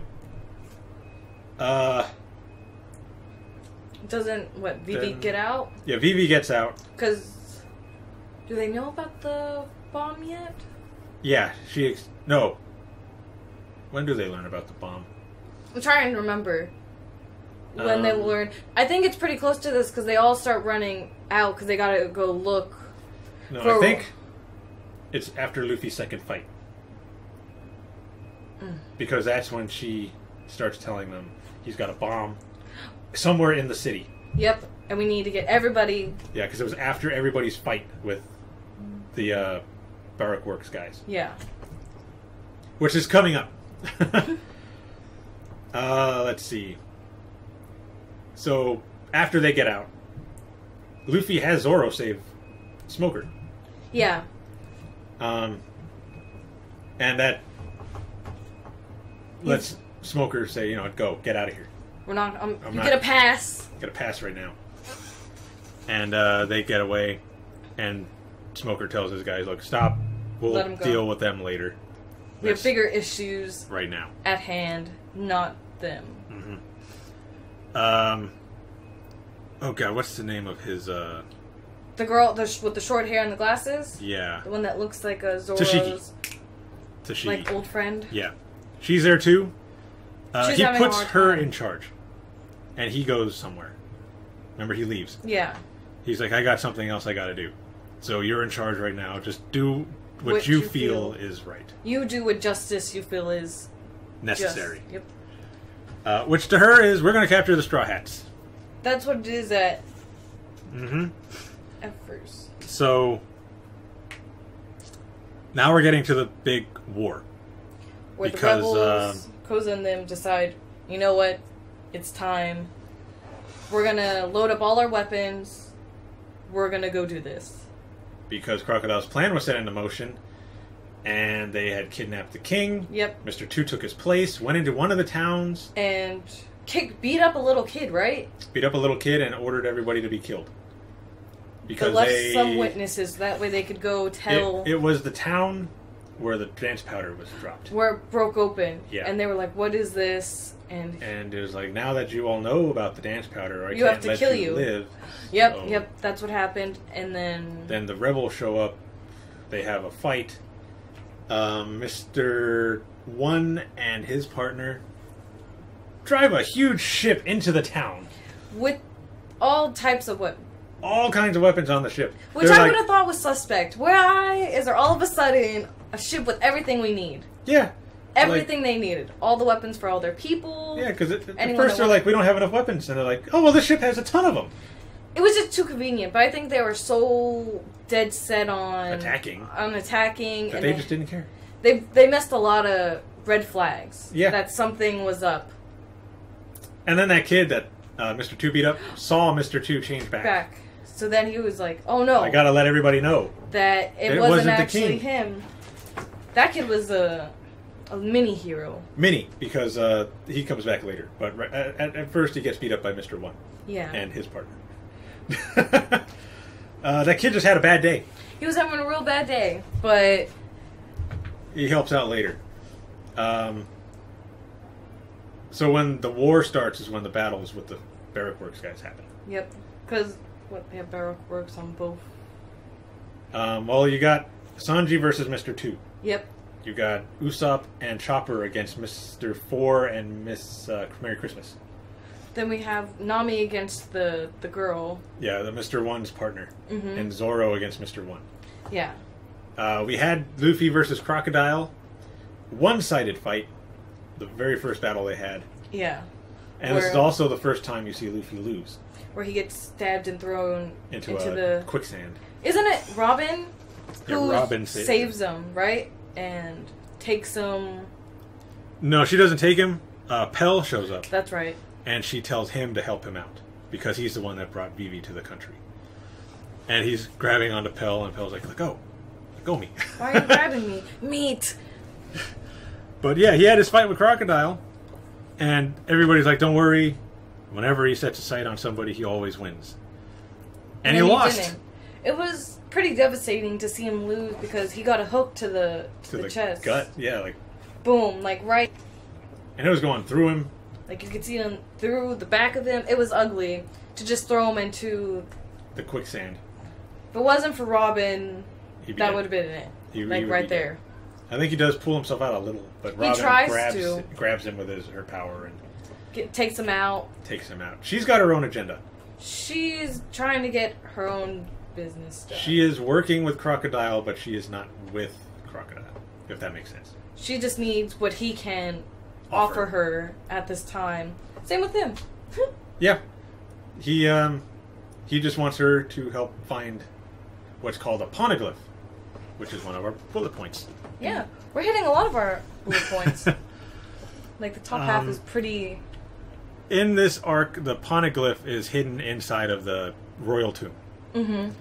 And according to Crocodile, it holds the secret to an ancient weapon called Pluton, which has the power to destroy islands. And he wants this weapon to have as leverage against the world government so that they will not stop him from achieving his goal of basically running this country and possibly taking over the world. Yep. And Robin, Nico Robin, Miss All Sunday, is the only person in the world who can read them. You'll find out why later. I'm not going to get into that because that's total spoilers. Okay. She's the only one who can read them.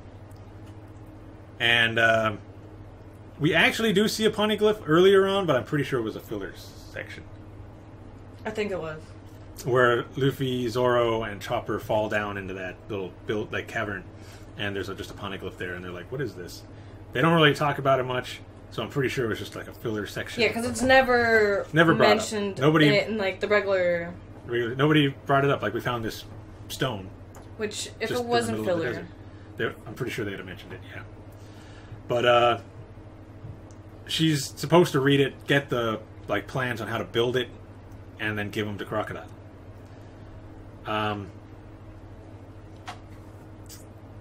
I'll get more into that later when we get to that part. But, yeah, we do find the poneglyph. And she's the only one who can read it. That's why Crocodile has her around.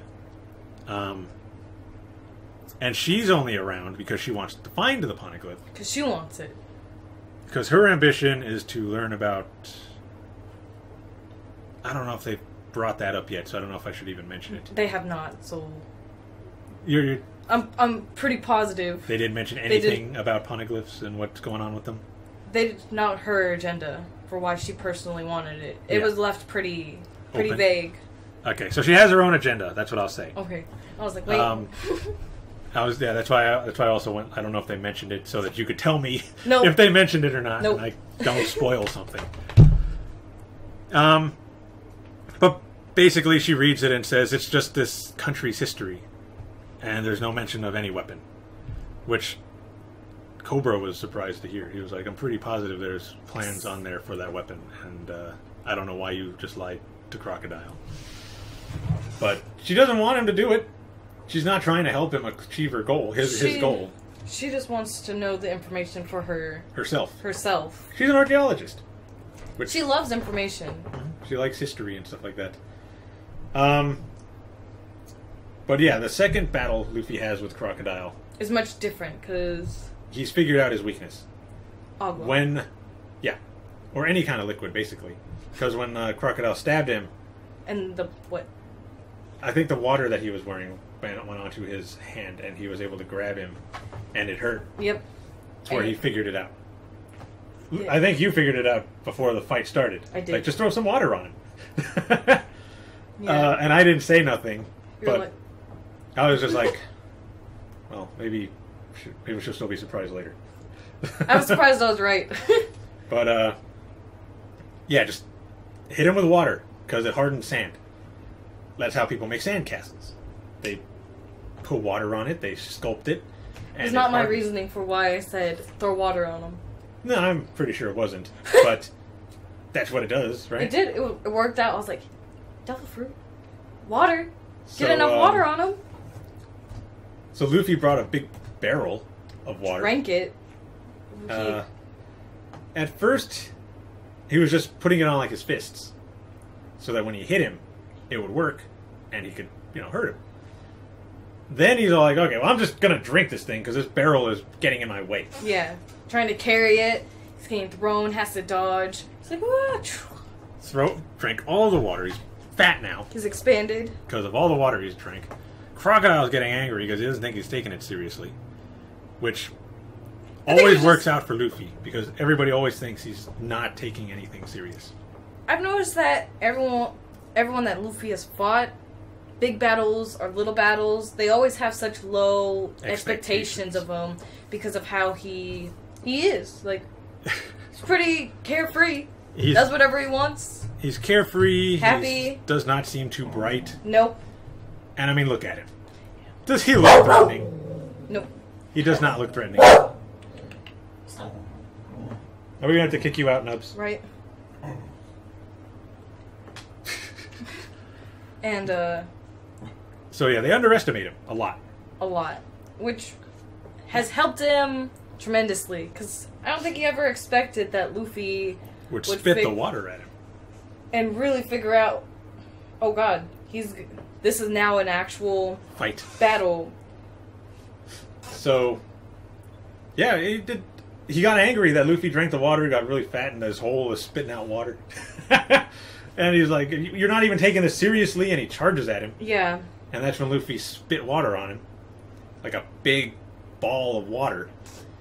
And he's like, oh god. He's like, oh no. And Luffy's all like, I'm always serious. Like in a fight. He's always serious.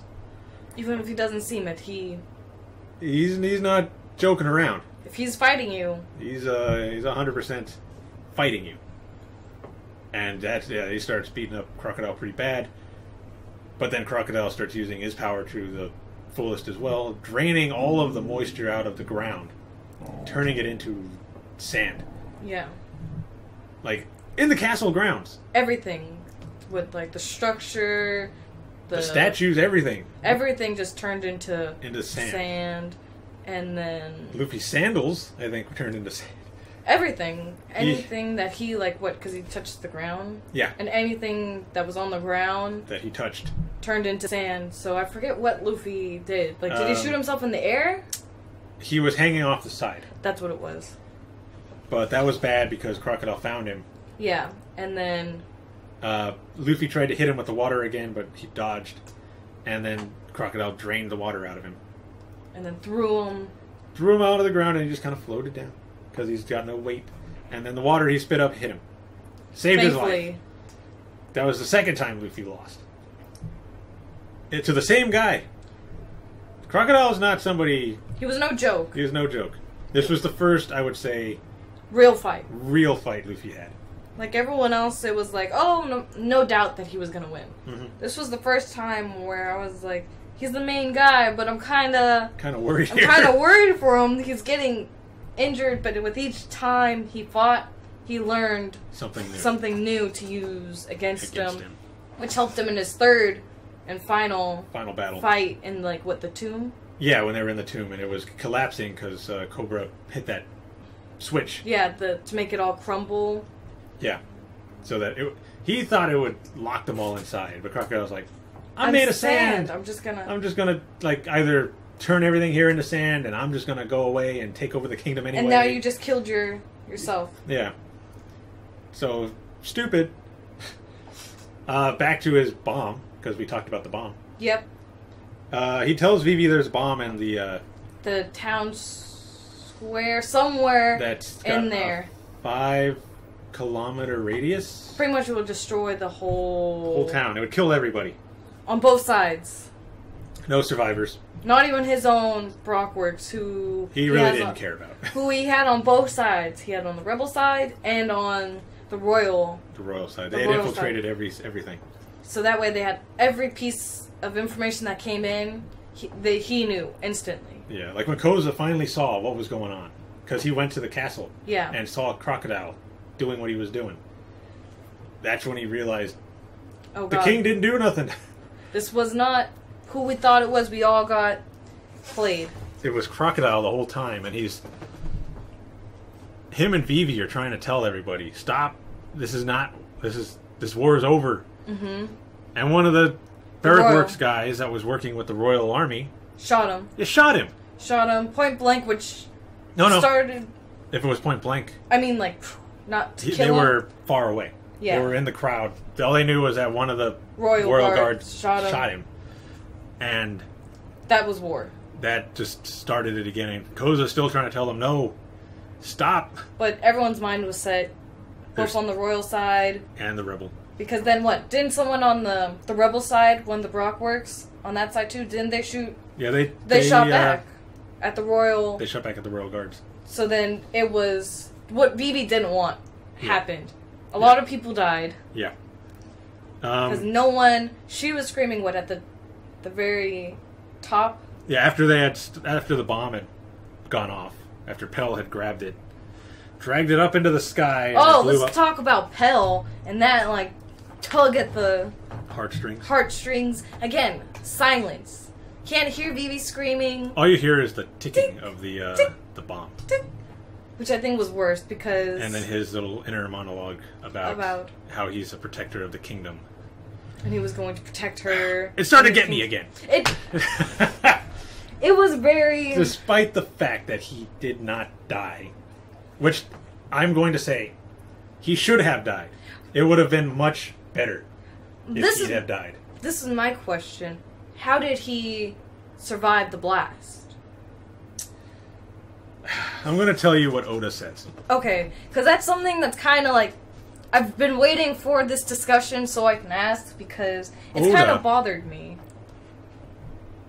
Oda does not like when people die. Okay. Because you have a good outcome to the arc, they beat the bad guy and stuff, and he goes, but then you think, oh, but this guy died, and then you're sad still. So he keeps them alive. So he does not like when people die in the story. So he keeps them alive. Yeah, no, that kind of... I felt like that was a little... Cop-out. Yeah, a little bit of a loophole because they were stressing how this was going to destroy the whole city, but yet someone that had it, on them, pretty much he was carrying it, managed to... Survive that blast. Ground zero explosion, and he survives. Which, I think, he should have died. And he just had, bandages around him. Oh, well, he's got a few cuts and stuff. He survived, he should have had missing limbs. Is what I felt missing legs at least, because he was carrying it with his legs. Because he was in his falcon form. Yeah. I did feel like it was a bit of a cop-out. I would not have minded if they gave him metal legs. That'd have been pretty cool, actually. It would have been cool, but that did bug me. But overall, I believe it would have been better if he died. It was a good death. I had the emotional impact. I felt like he did it for good reasons. I was emotionally, as you guys saw, invested in that moment. She cried. First real, Tears. I've gotten choked up where maybe, one has come down, but Chopper. No. Yeah. But no, this guy, who you bawled. hardly really see, you only know that he's, really cares about Vivi, he cares about the kingdom, sacrificing his life to save everybody. It should have been left at that. In my opinion. They show you at the end of the arc that he's still alive, that somebody had patched him up, and now he's got a crutch walking back to the kingdom. Surprised to see a headstone for himself. Also, Igarum. Yeah, he shouldn't have made it either. Just the deaths in the show so far... Or non-deaths, we should say. Sorry. Should have been deaths. Should have been deaths. Have kind of, bothered me. I mean, bringing Igarum back did not accomplish anything. I didn't see the purpose of bringing him back. All he did was he found that little boy. Yeah. Somebody else could have found the little boy. Literally could have been anyone else, like a person in the village, in the town, like somebody, anybody else. Chopper could have stumbled upon the little boy. Sanji could have stumbled upon the little boy, but no, they made Igaram do it, and I don't. He should have been dead. He was on the ship that exploded.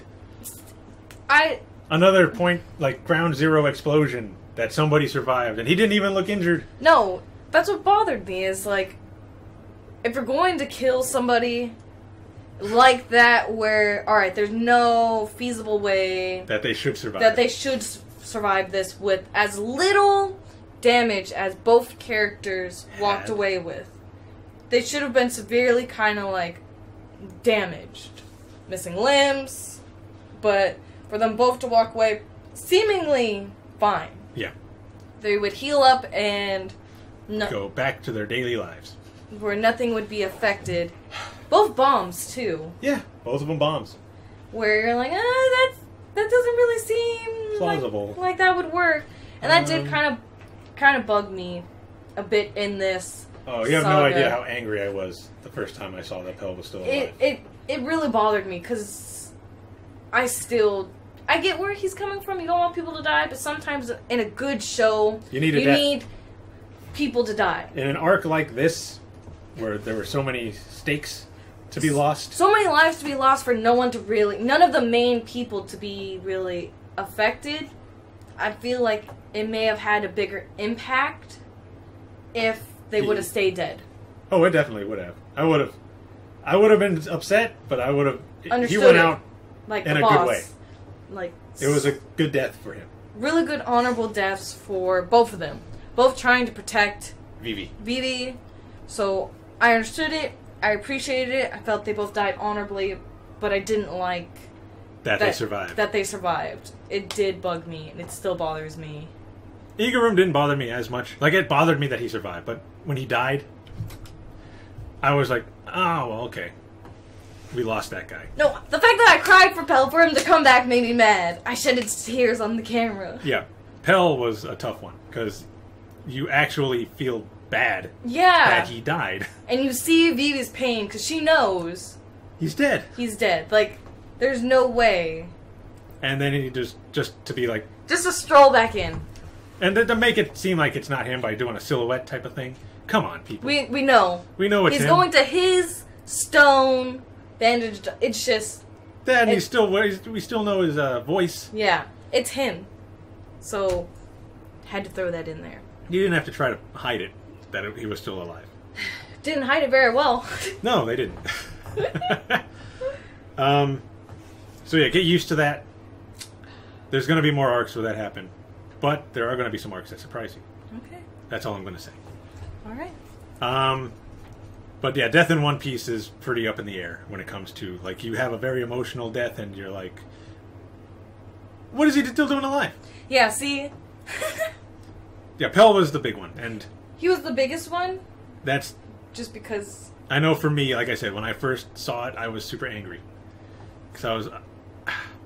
It made me feel all the feels. Yeah. I mean, like you said, when you saw him, you're like, I cried for you! I did! Even in the reaction, I was mad. Yeah.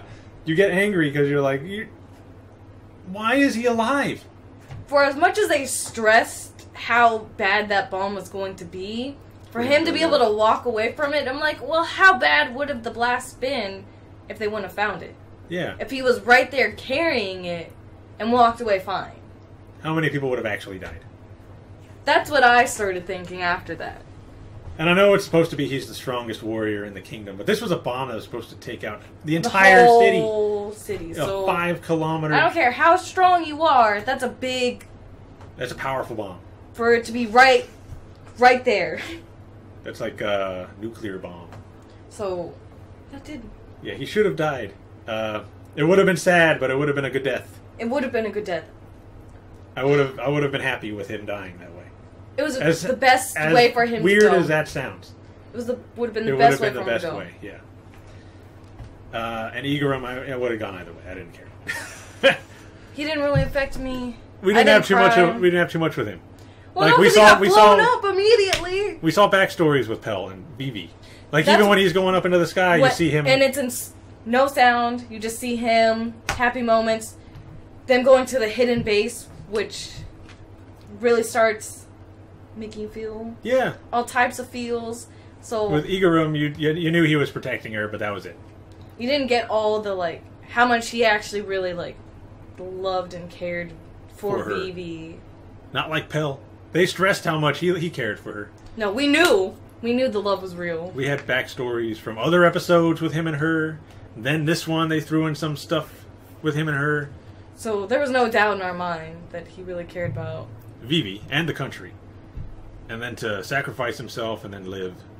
Yeah, we're just repeating the same thing, but because it was frustrating. It was very frustrating, and I couldn't voice my opinion about how mad I was, but there we go. Now that it's all out, it was a bad decision, Oda.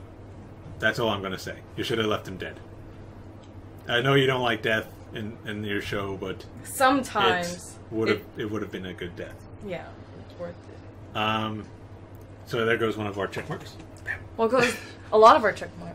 Yep. Rebels, Baroque, military, Sea Stone, Crocodile, the war, Koza, Pluton, Dance Powder, Devil Fruits. We pretty much went through all of it. We just have to talk about the final battle and the battle with everyone individually. Yeah. Let's start with the individual battles. We had, like I said, Sanji versus Mr. 2, which was kind of an even fight. Yeah, because he was a dance. Kind of like a... He was a ballerina. They both were strong with their legs. Kicks. Yep. Just their only fault was with Sanji. He loves the ladies. Yeah, and seeing as how Mr. 2 touched Nami's face and was able to change his face into Nami, he wouldn't hurt him. No. Even knowing that it was him. Because it was Nami-san. It was Nami's face, he didn't want to damage it. Nami's too... So that was getting Sanji injured a lot. Quite badly.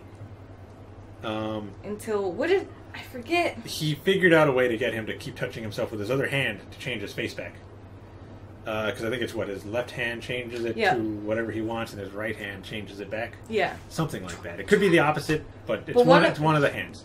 His opposite hand changes his face back into his normal face. So that way he could actually fight him, because he was losing. Oh, he would have lost that fight if Mr. 2 kept turning into Nami, because he would have Nami's voice, everything. So it was hitting him really hard. Was also because he figured out that he couldn't use his karate without being in his normal body. Because his body changes too when he uses that ability. Yep. So he'd have to go back to his normal self. To fight. Yeah, to get all of the muscle and strength he needed to use his karate. So when he's in Nami's form... Can't really fight. He changes back really quick, uses his kick or whatever it is. And then goes back. So Sanji figured that out and got him to change his face. Like, he'd be like, oh, you got something on your cheek, and he'd touch himself. Like an idiot. Touch himself. Change his face back, and Sanji would attack him. And then after that, Mr. 2 just gave up on that idea, and they just had a normal fight. Where he lost. Spared him, though. Wasn't he the only one that... He was the only one that... lives. Really got away. Like, he didn't... Sanji didn't kill him. Well, none of them died. No. No, none of them died. He's badly wounded. I think Oda mentions that part as he likes to keep the villains alive because Luffy just destroys their dreams or something. Oh, I thought they died. And also so they can come back later. Like I told you, never count out anybody in this show to make a comeback later on. Okay. See, I thought they all died except for him. No, they're not dead. Yeah, just like I said, anybody can make a comeback later on. So be on the lookout. My favorite battle individually was with Chopper and Usopp. Chopper and Usopp? The Miss Merry Christmas and Mr. 4 battle? Yeah. That was my least favorite, actually. That one, I thought it dragged on too long. It was very long. It would have been better if they got to the conclusion faster. It would have been better if Usopp didn't constantly try to run away. When Usopp stood his ground and finally stood up, came up with a solid plan, I was like, yes, this is what he is capable of. And that's where I was like, Usopp's not awful. He's my least favorite. Out of the crew. But at the end of the day, he has so much potential when he just, like, he's like, I gotta do it. When he puts his mind to it, he could do it. He just needs to do it more often. Yeah, and that was after they had told him that Luffy was dead. Yeah. And they were laughing at him because he said he wanted to be the Pirate King. Yep. That Luffy was going to be Pirate King. Because he was so passionate. He's like, no, he can't be dead. He's going to be the king. And then they mocked Luffy. And then that was... That was it. That's all Usopp needed. All the motivation he needed to get serious. And actually come up with the plan. Because they were losing bad. They were getting wounded. Chopper's trying to do everything he can to help Usopp stop Mr. 4. Yeah, because he has, the dog? Which we did see. That thing was not an actual dog. It was a bazooka that had eaten a devil fruit. Which... I don't know how. I don't know if they probably did mention it here, so I won't bring it up. But okay. There is a certain person who can do stuff like that. Oh, okay. But they'll mention him later on. Okay. I'll wait for that eventually to come up. Yeah, so it's a bazooka that has eaten a devil fruit that turned it into a dog. Not the other way around. But at least now you know that there are weapons that could that can become things. So be on the lookout for that too. I will. So yeah, Usopp was just running away that entire time, and Chopper was trying to make up for it. Chopper put in a lot of effort. I just liked the end portion of the battle. Where Usopp finally... I didn't care for the first half of it, because like you said, it did... It was the same thing over and over. It did drag on. I hated seeing them keep getting blown up. But the end of it, where I saw Usopp's potential, I would say, for the crew, I was like, this is what I want to see... From Usopp. From Usopp. Yeah. Like, he has the weapons, he can outsmart... Most of the villains. Even though he may not have the actual... Courage or strength to personally do it, he can. Yeah. And this was a real, if he would get over his fears, he and stop would doubting be himself. A very useful member of the crew. Exactly. I think that's why I liked it. One of the best. Mm-hmm. Let's see, we had that one. Nami versus whatever Mr. One's partner was. Where she got a new weapon from Usopp. Who had, what was it? Party tricks? Yeah, he put a lot of party tricks in it. So mad. It did have attacks, but most of it was party tricks. Yeah. And she was super angry. One, because it could have got her killed. It almost got her killed. Almost got her a bunch of times, because she would start doing it, expecting it to do a cool attack, for it to, do something ridiculous. Yeah, Usopp made instructions for both, and he put the weapon stuff on the other side. I think there was only, 3 attacks. It was not a lot. Enough to get the job done, but... Mainly the weapon, I think it was called the Tact. It's 3 separate pieces that turn into, a staff. But each piece has a different, use. One gives off, kind of static electricity. The other gives off heat, and the other gives off cold air. Yep. Nami, being a navigator and a master of dealing with the weather, can use that in multiple different ways. She was able. That was the best person to get that tool. Because Mm-hmm. if Zoro would have gone that, or anybody else, nobody else would really know what to do with it. They'd be like, "What?" But Nami, being okay, if I mix heat and cold air with this, it'll do this. If I mix electricity with this, it'll do that. She would know exactly what to do with it, which is why Usopp did it. Despite the fact that it had mostly party tricks. And the last weapon on it was, I think it was some tornado thing, he called it, where it shot out 2 birds on, springs that wrap around the enemy, spin the Tact really fast, and then fires them off into, whatever you have it pointed at. Which was a wall. Multiple walls. He went through that wall, and the next wall, and a few walls behind that one. And then she was done. She was done. The coolest fight was Zoro's fight. Zoro and Mr. One. Just because... Zoro was just cool. Zoro's pretty dope. He could do so many different things with his swords. And this was one of those things. So you're watching him struggle a lot in the beginning of the fight. Because he can't hurt him. Can't hurt him. Mr. One is... what, metal? Or like the strongest he's metal? He's metal. He makes his like limbs become knives. Mm-hmm. He can harden pieces of his body into that metal. So he was having a really hard time trying to cut him. To cut him. Like he was hitting him a lot, but it wasn't doing nothing. Not even scratching him. No, it wasn't hurting him at all. Zoro knew he needed to be able to cut through steel. He said, in order to defeat him. And he remembered something his teacher told him about being able to cut through nothing, but cutting through everything. Yep. Which seems kind of contradictory, but I guess it makes sense. Zoro understood it. Mm-hmm. And Zoro was another one who was almost lost his fight. Really close to dying. Yeah. I mean, Zoro lifted up a whole building and threw it at him. And nothing happened. Came through the broken building and walked out unfazed. And then just continued to beat up Zoro. Like he had knives coming out of his arms right here that were spinning. Yeah. So when he punched him, they would like cut through him. If it was anybody but Zoro, that would have killed him. Yeah, he would have died, but Zoro is so... He will not die easily. No. I mean, we saw that with Mihawk. Yeah. Mihawk wasn't trying to kill him, but that wound still could have killed him. It would have killed a lot of other people. Yeah. But he's finally able to do it. Was it the one good attack? He had one sword. And that was, oh God. What was the name of his friend? The one that died? Yeah, the one that died. I don't know. I gotta look it up.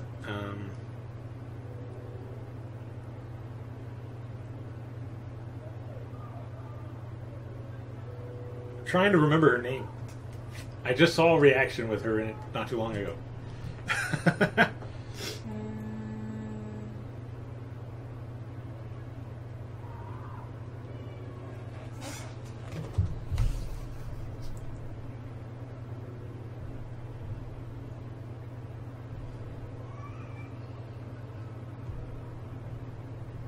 Kana?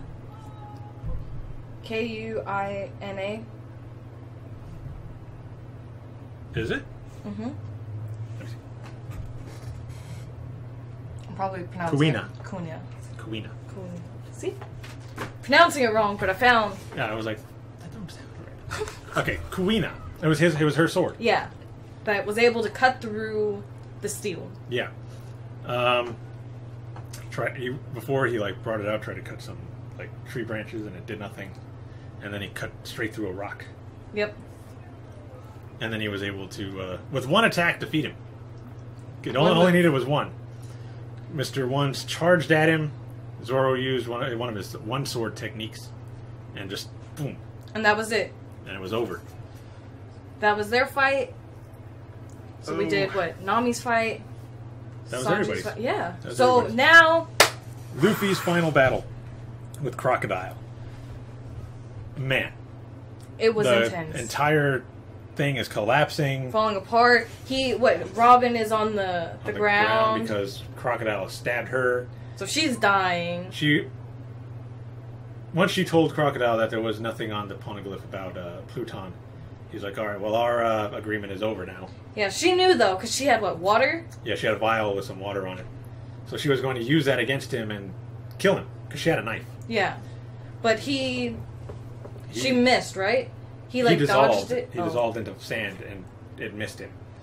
And then he went up behind her and, boom, stabbed her. Did the same thing he did to Luffy, except he didn't lift her up in the air. Yeah. And just left her there to die. He was a little upset about it, because she was his partner for years. Since she was, 8? No, it was not since she was 8. She's been on the run since she was 8. That was it. But she meets him much later. We'll get into her backstory later. Okay. Because, as you saw, we didn't get into her backstory at all. Yeah, no, I noticed that. I was a bit lame. Yeah. And I'm talking about this current arc, because, I mean, she's with the crew, they're on another island, you know, Skypiea. They haven't done anything really with her as far as her backstory. Yeah. So, yeah, expect it to come later. So, he stabs her, getting ready to just leave her there to die, as Cobra has made the place collapse. Luffy shows up, covered in blood. Took a long nap, so he's well rested. Yeah, he was running there. Tashigi lets him go.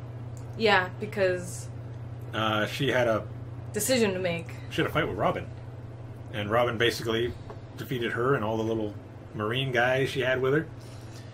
And Luffy asked her, which way did they... Where did Crocodile go? And then she was torn, like... Do I tell him or do I arrest him? And she decided... to let him go. For the better of everybody. She remembered what Smoker told her. To pay close attention to what is happening to the country. And to... pick the right decision for... her justice. And in this point, letting the Straw Hats go... would be the best thing for the country. Because they're trying to stop Crocodile. They're trying to help. Really tore her up afterwards.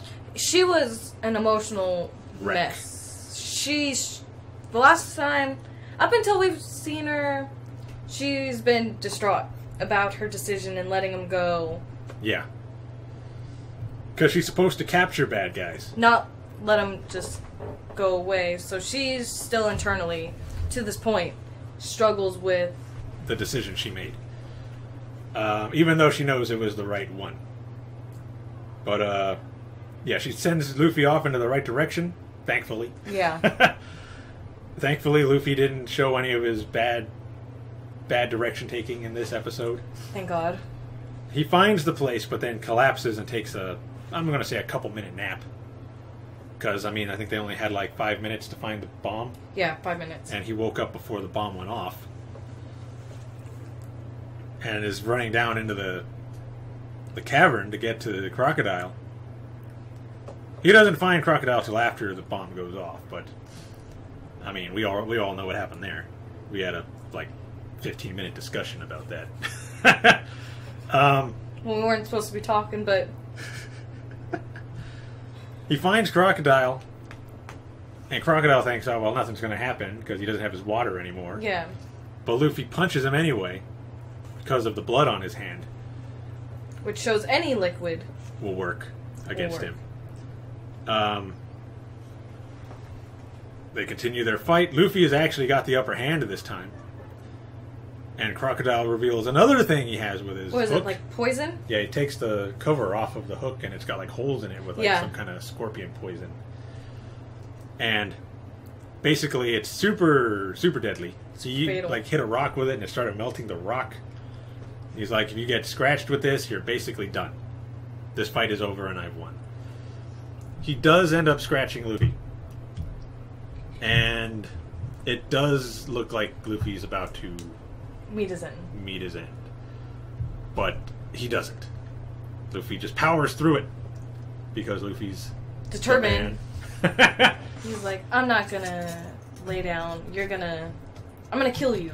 Even if I die, you're gonna die too. He's still got the determination to fight for Vivi.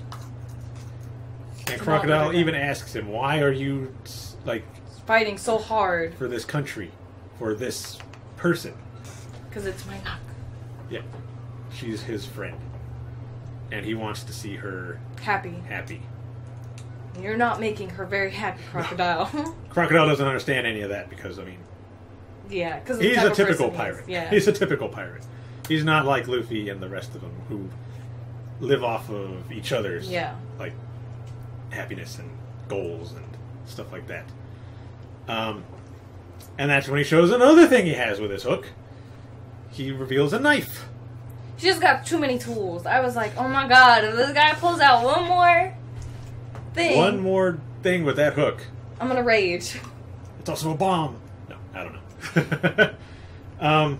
So he tries stabbing Luffy. Doesn't work.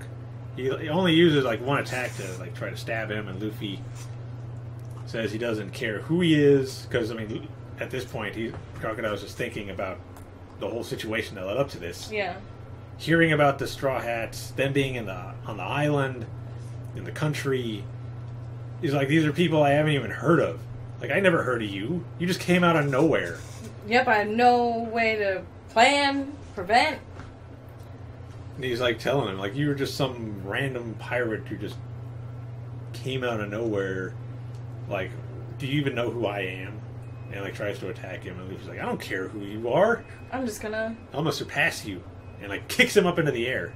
And I know I used a punch there, but I'm not gonna kick. Yeah. We're not just gonna karate kick the air, guys. Yeah. Sorry. And Crocodile, floating up into the air, uses one of his attacks on Luffy, which didn't even seem to hurt him. It like destroyed a bunch of stuff around him, but it didn't seem to hurt Luffy at all. He had so much adrenaline. And he uses it like turns into like a big balloon, spins himself around, and blows himself up into the air. It does not show it very well in the anime, and I think I had to tell you. Yeah. But Luffy is spinning as he's going up into the air. He's not just straight up. He's spinning. And he uses what looks like a Gatling gun, but he calls it a Storm. And this, when I first saw this part, like, amazed me. Not the spinning part. It was when Crocodile uses his attack, Sparta. It's like 3 different knives. And he fires it down at Luffy, and Luffy punches through it. That amazed me. Yeah.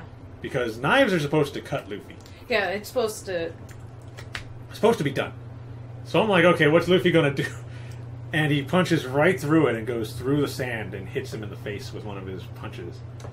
And then just unleashes on him. And I don't know if you were wondering, like, why is he missing a lot? That's because, like I said, he's spinning. Yeah. So his fists are just going wherever. But a lot of them are still connecting. And what really does it is the music. Yeah, the music made it super intense. Is that Andre? He was like, where are you? How long, much longer? Like, it'll be over when it's over, Andre. Oh my god.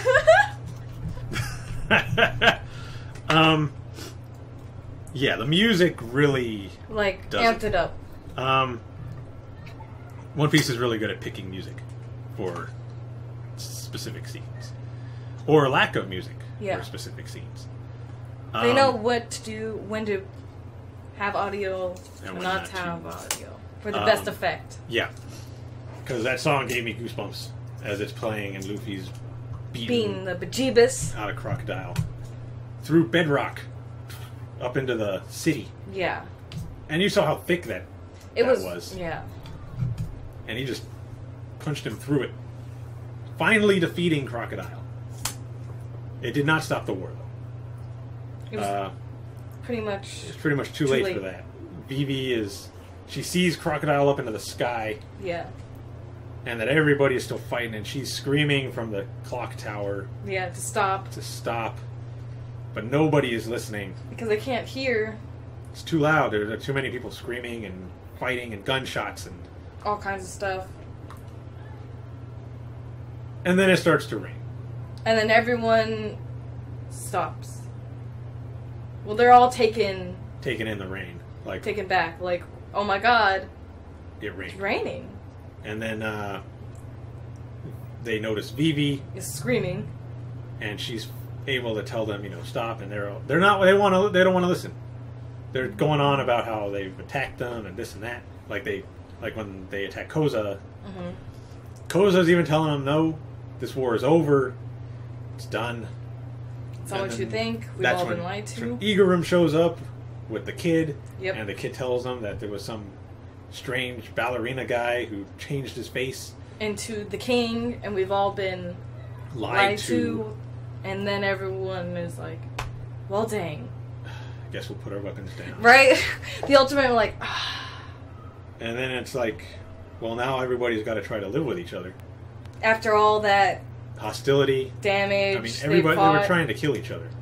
Like, it will take a long time for that country to fully recover from that. The rain is there, but there's a lot of permanent damage. Which, actually, somebody in the comments said that Smoker used dance powder to make it rain.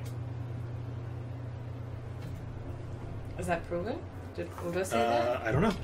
I'll have to look into that. I'll have to look into it, but somebody in the comments twice said that it was Smoker who used dance powder. To make it rain? To make it rain. That's why he left. Huh. Which just doesn't help at all. Because That's then they're going to go years without letting it rain again. I was going to say, isn't that a bit... I would get the purpose, the symbolism of trying to make it stop the war, but in the long run, it's doing the same thing, and the same damage is still there. But I guess this time nobody's going to know dance powder was used, and it's just going to seem like a drought. So they're not going to be like, oh, it's the king's fault, or whatever. But still, I'd have to look that up. Yeah, we'll have to look into that one. But I think... we just got to do Vivi's decision, and then Robin... joining the crew. Alright, woo! Still almost a 3-hour video, but... Sweet Jesus. Okay. Could have been longer if we did it the way we were doing the other ones. Yeah, no. We had to... Sorry, guys. We had to mix up the format for that. I gotta go sleep. She's got to work tomorrow. Yeah. Go early. So... Let's see. So after the battle, Luffy has been out for like 3 days. Yeah, sleeping. Because, I mean, he wasted a lot of energy. He got beat up twice. He nearly died a couple of times. And he wakes up and he just wants food. Food. And Igorum's wife, who looks exactly like him... It's kind of creepy. Only female, brings him a barrel full, like one of those... Yeah. Like carts that you would use for, like, mining, full of food. Yep. Like fruit, vegetables. And he just eats it in a second. Like, it is gone. I know there's an image there. Somebody took a screenshot of Luffy eating, like the split second as he opens his mouth. Let me see if I can find that. But Luffy has recovered. But before he passes out, he saves Robin and the king from the... Yeah, he saves Robin and the king from the ruins, the catacombs. Yeah. So he's sitting there, and everyone's like, finally, you're up. Because they're all waiting for Luffy to get up, be healthy enough for them to be able to continue to go on their adventures. OMG. Oh, God. If you all can see it. That is Luffy in between that frame when he's eating the food. Oh, God. So, yeah. He saves the king, he saves Robin, and Robin is telling him to leave her. Yeah, she wants to die. She wants to die. She's alone. She doesn't have nothing to do now. She's just like, let me die down here. And his reasoning is, shut up! Nope. I'm doing what I want. I do what I want when I want. He takes her, takes the king, they both escape. He wakes up. Yeah, then he wakes up in the kingdom. And then that happens. And then they have a huge party. And everybody, most of the guards and everyone are like, oh, such unrefined people and blah, blah, blah. But then they start loosening up and laughing along with everybody else. Having a good time. The king is having a good time. Vivi's having a good time. She knows how they are anyway. Yeah. She knew what kind of party it was going to be.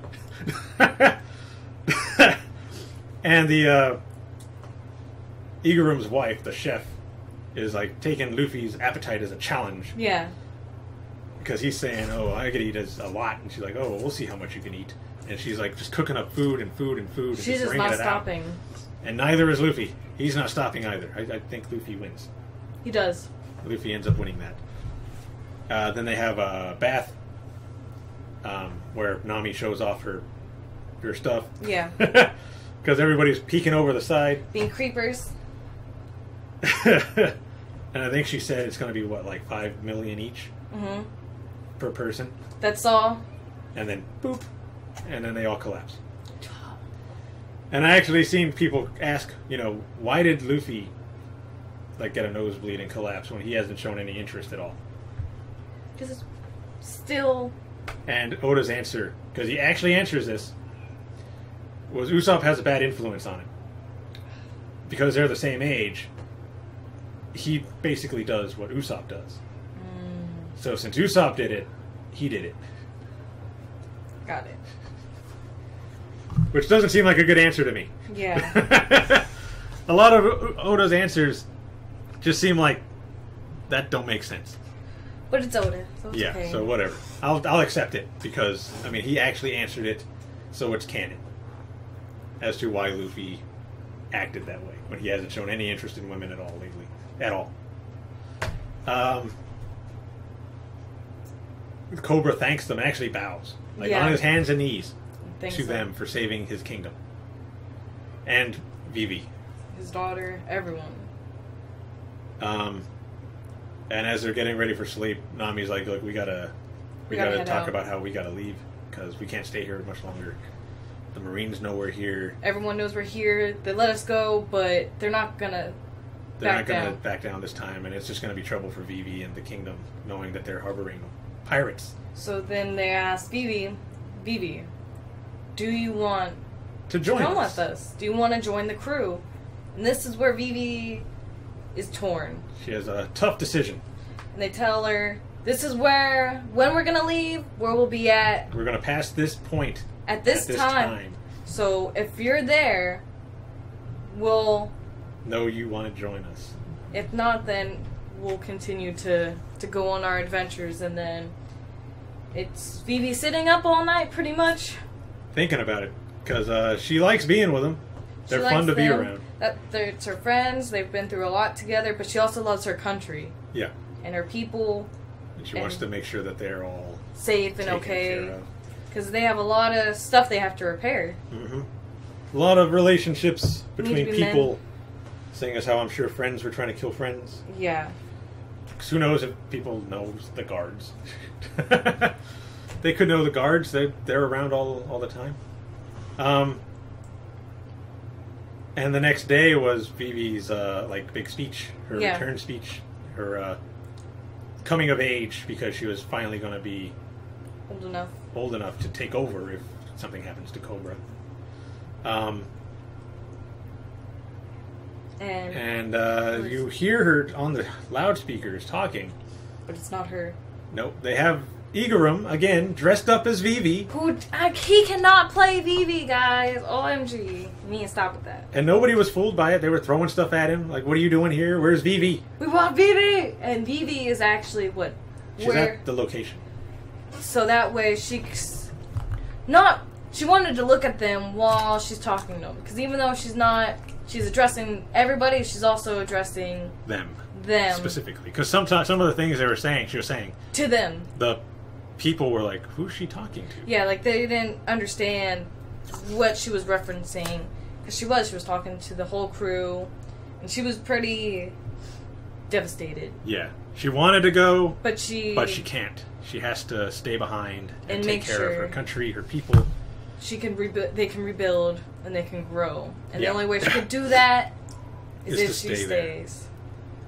Luffy's upset because everybody's like, Vivi's not going to come. She's a princess. She has to take care of her country. And he's like, no, she'll show up. She'll be here. And then when she showed up, he was so happy for her.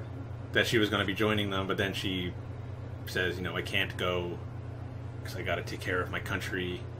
I'm sorry, I didn't get choked up. Are you? Yeah. And all this is going on while the Marines are chasing them. Yeah, they're trying to stay so that way they can wait, because they're all saying, we gotta leave, Luffy, we can't do this. And he's like, no, we told her we would be there at this time, but we're going to do it, regardless. And thankfully they made friends with Mr. 2, because he actually helps them get away. Yep. He was actually trying to use them to get away from the Marines, but when it looked like they were going to get captured, he sacrificed his crew and himself to fight off one of the Marine captains, pretending to be them, because he can change into. I think he changed into Luffy, and the rest he has all their faces, and he had the others wear costumes that look like them, and then started fighting with the Marines to give the Straw Hats a chance to get away. And now he's captured. Yep. And for somebody they only met a couple times, he became a good friend. He did. He became a good friend, a good ally. Vivi decides to stay. Mm-hmm. Robin didn't get that chance. No, Robin was on the ship when they left. Yeah. Robin was like, well, you saved me. I have nowhere else to go. So I'm a part of the crew now. You have to let me join. And Luffy's like, okay. Oh, is that it? All right. Simple as that. Robin had the easiest joining of the group. Recruitment. Ever. Like, she convinced Luffy to join. that she was a part of the crew now. And he's just like, okay, I see how it is. Yeah, I did it. I saved you when you didn't want to be. So, yep. yeah, you can join. And he owned up to it. The rest of the crew are skeptical. Yeah. Because she was working for Crocodile. So they're like, I don't know if we could trust you. Yeah, they're like, well, you've tried to kill us a few times. Nami's interrogating her. Sanji's on board automatically. Because she's pretty. Yep. Zoro doesn't really trust her, but he's not really... He's like, You know, if it's the captain's decision, it's his decision, but... We'll see how she is as we go along. Yeah.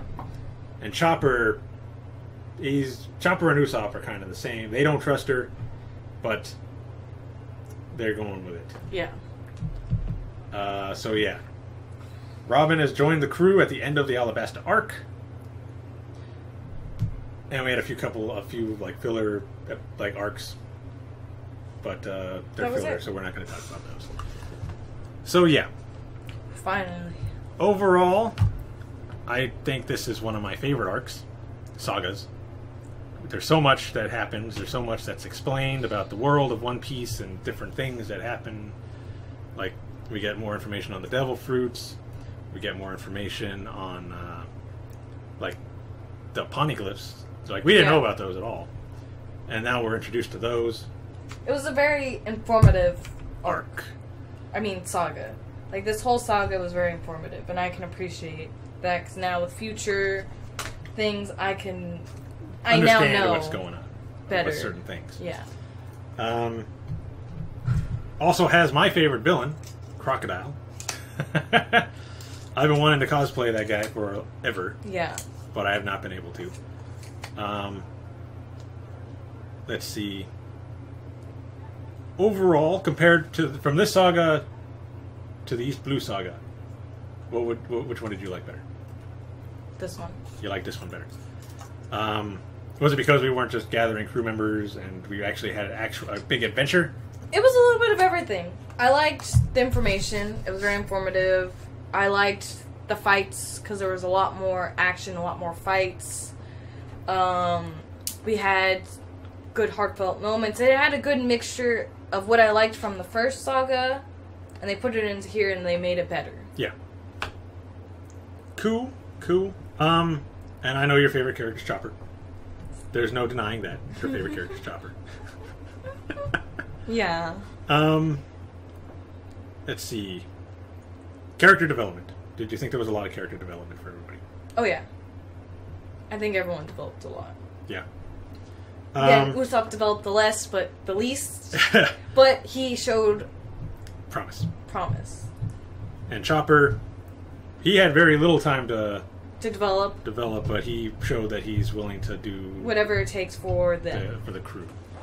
I mean, he was going to fight. He was fighting Miss Merry Christmas and Mr. Four by himself for all of his might, until Usopp went to help out because Sanji sent him over there. Yeah. But yeah, he was willing to. He was fighting both of them by himself, and I'm pretty sure if it wasn't for Miss Merry Christmas being a mole, he probably could have won. Yeah. Who knows? He's tough. I mean, he's not as tough as like Zoro or Sanji or Luffy. No, but he's up there. Yeah. Story-wise, for this saga, I enjoyed the story. Again, last saga, it was more, let's get the crew, let's get the people, let's get a good idea going. Here, we had a story. We had their goal, what they were trying to do, everything they had to go through to accomplish it, all the issues, all the people they interacted with. So the story-wise, there was a lot more. Yeah. In this saga. Definitely. Because, yeah, like you said, the first saga is just let's gather the crew together. Let's introduce you to who's going to be in this crew. Yeah, get the backstories, get everything into place so we understand the characters. Throwing in individual stories. Yeah. Per section. And then let's get them to the grand line. And well, this one was we have everybody. We're in the grand line. Let's throw one big story together and put it into one big saga. Yeah, and that's what I appreciated from this. And it's just going to get better. That's all I'm going to say. So let's see. Character, story. Just a really good saga. It was, yeah. I know there's going to be better ones. You're going to have to decide for yourself on that one, whether the ones that come up later are going to be better. Okay. You're going to see a lot of different things. We saw a lot of different things here. Yeah. We saw more Zoan types. Actually, I think before this we weren't introduced to Zoan until this saga. Chopper was the first Zoan type that we saw. Yeah.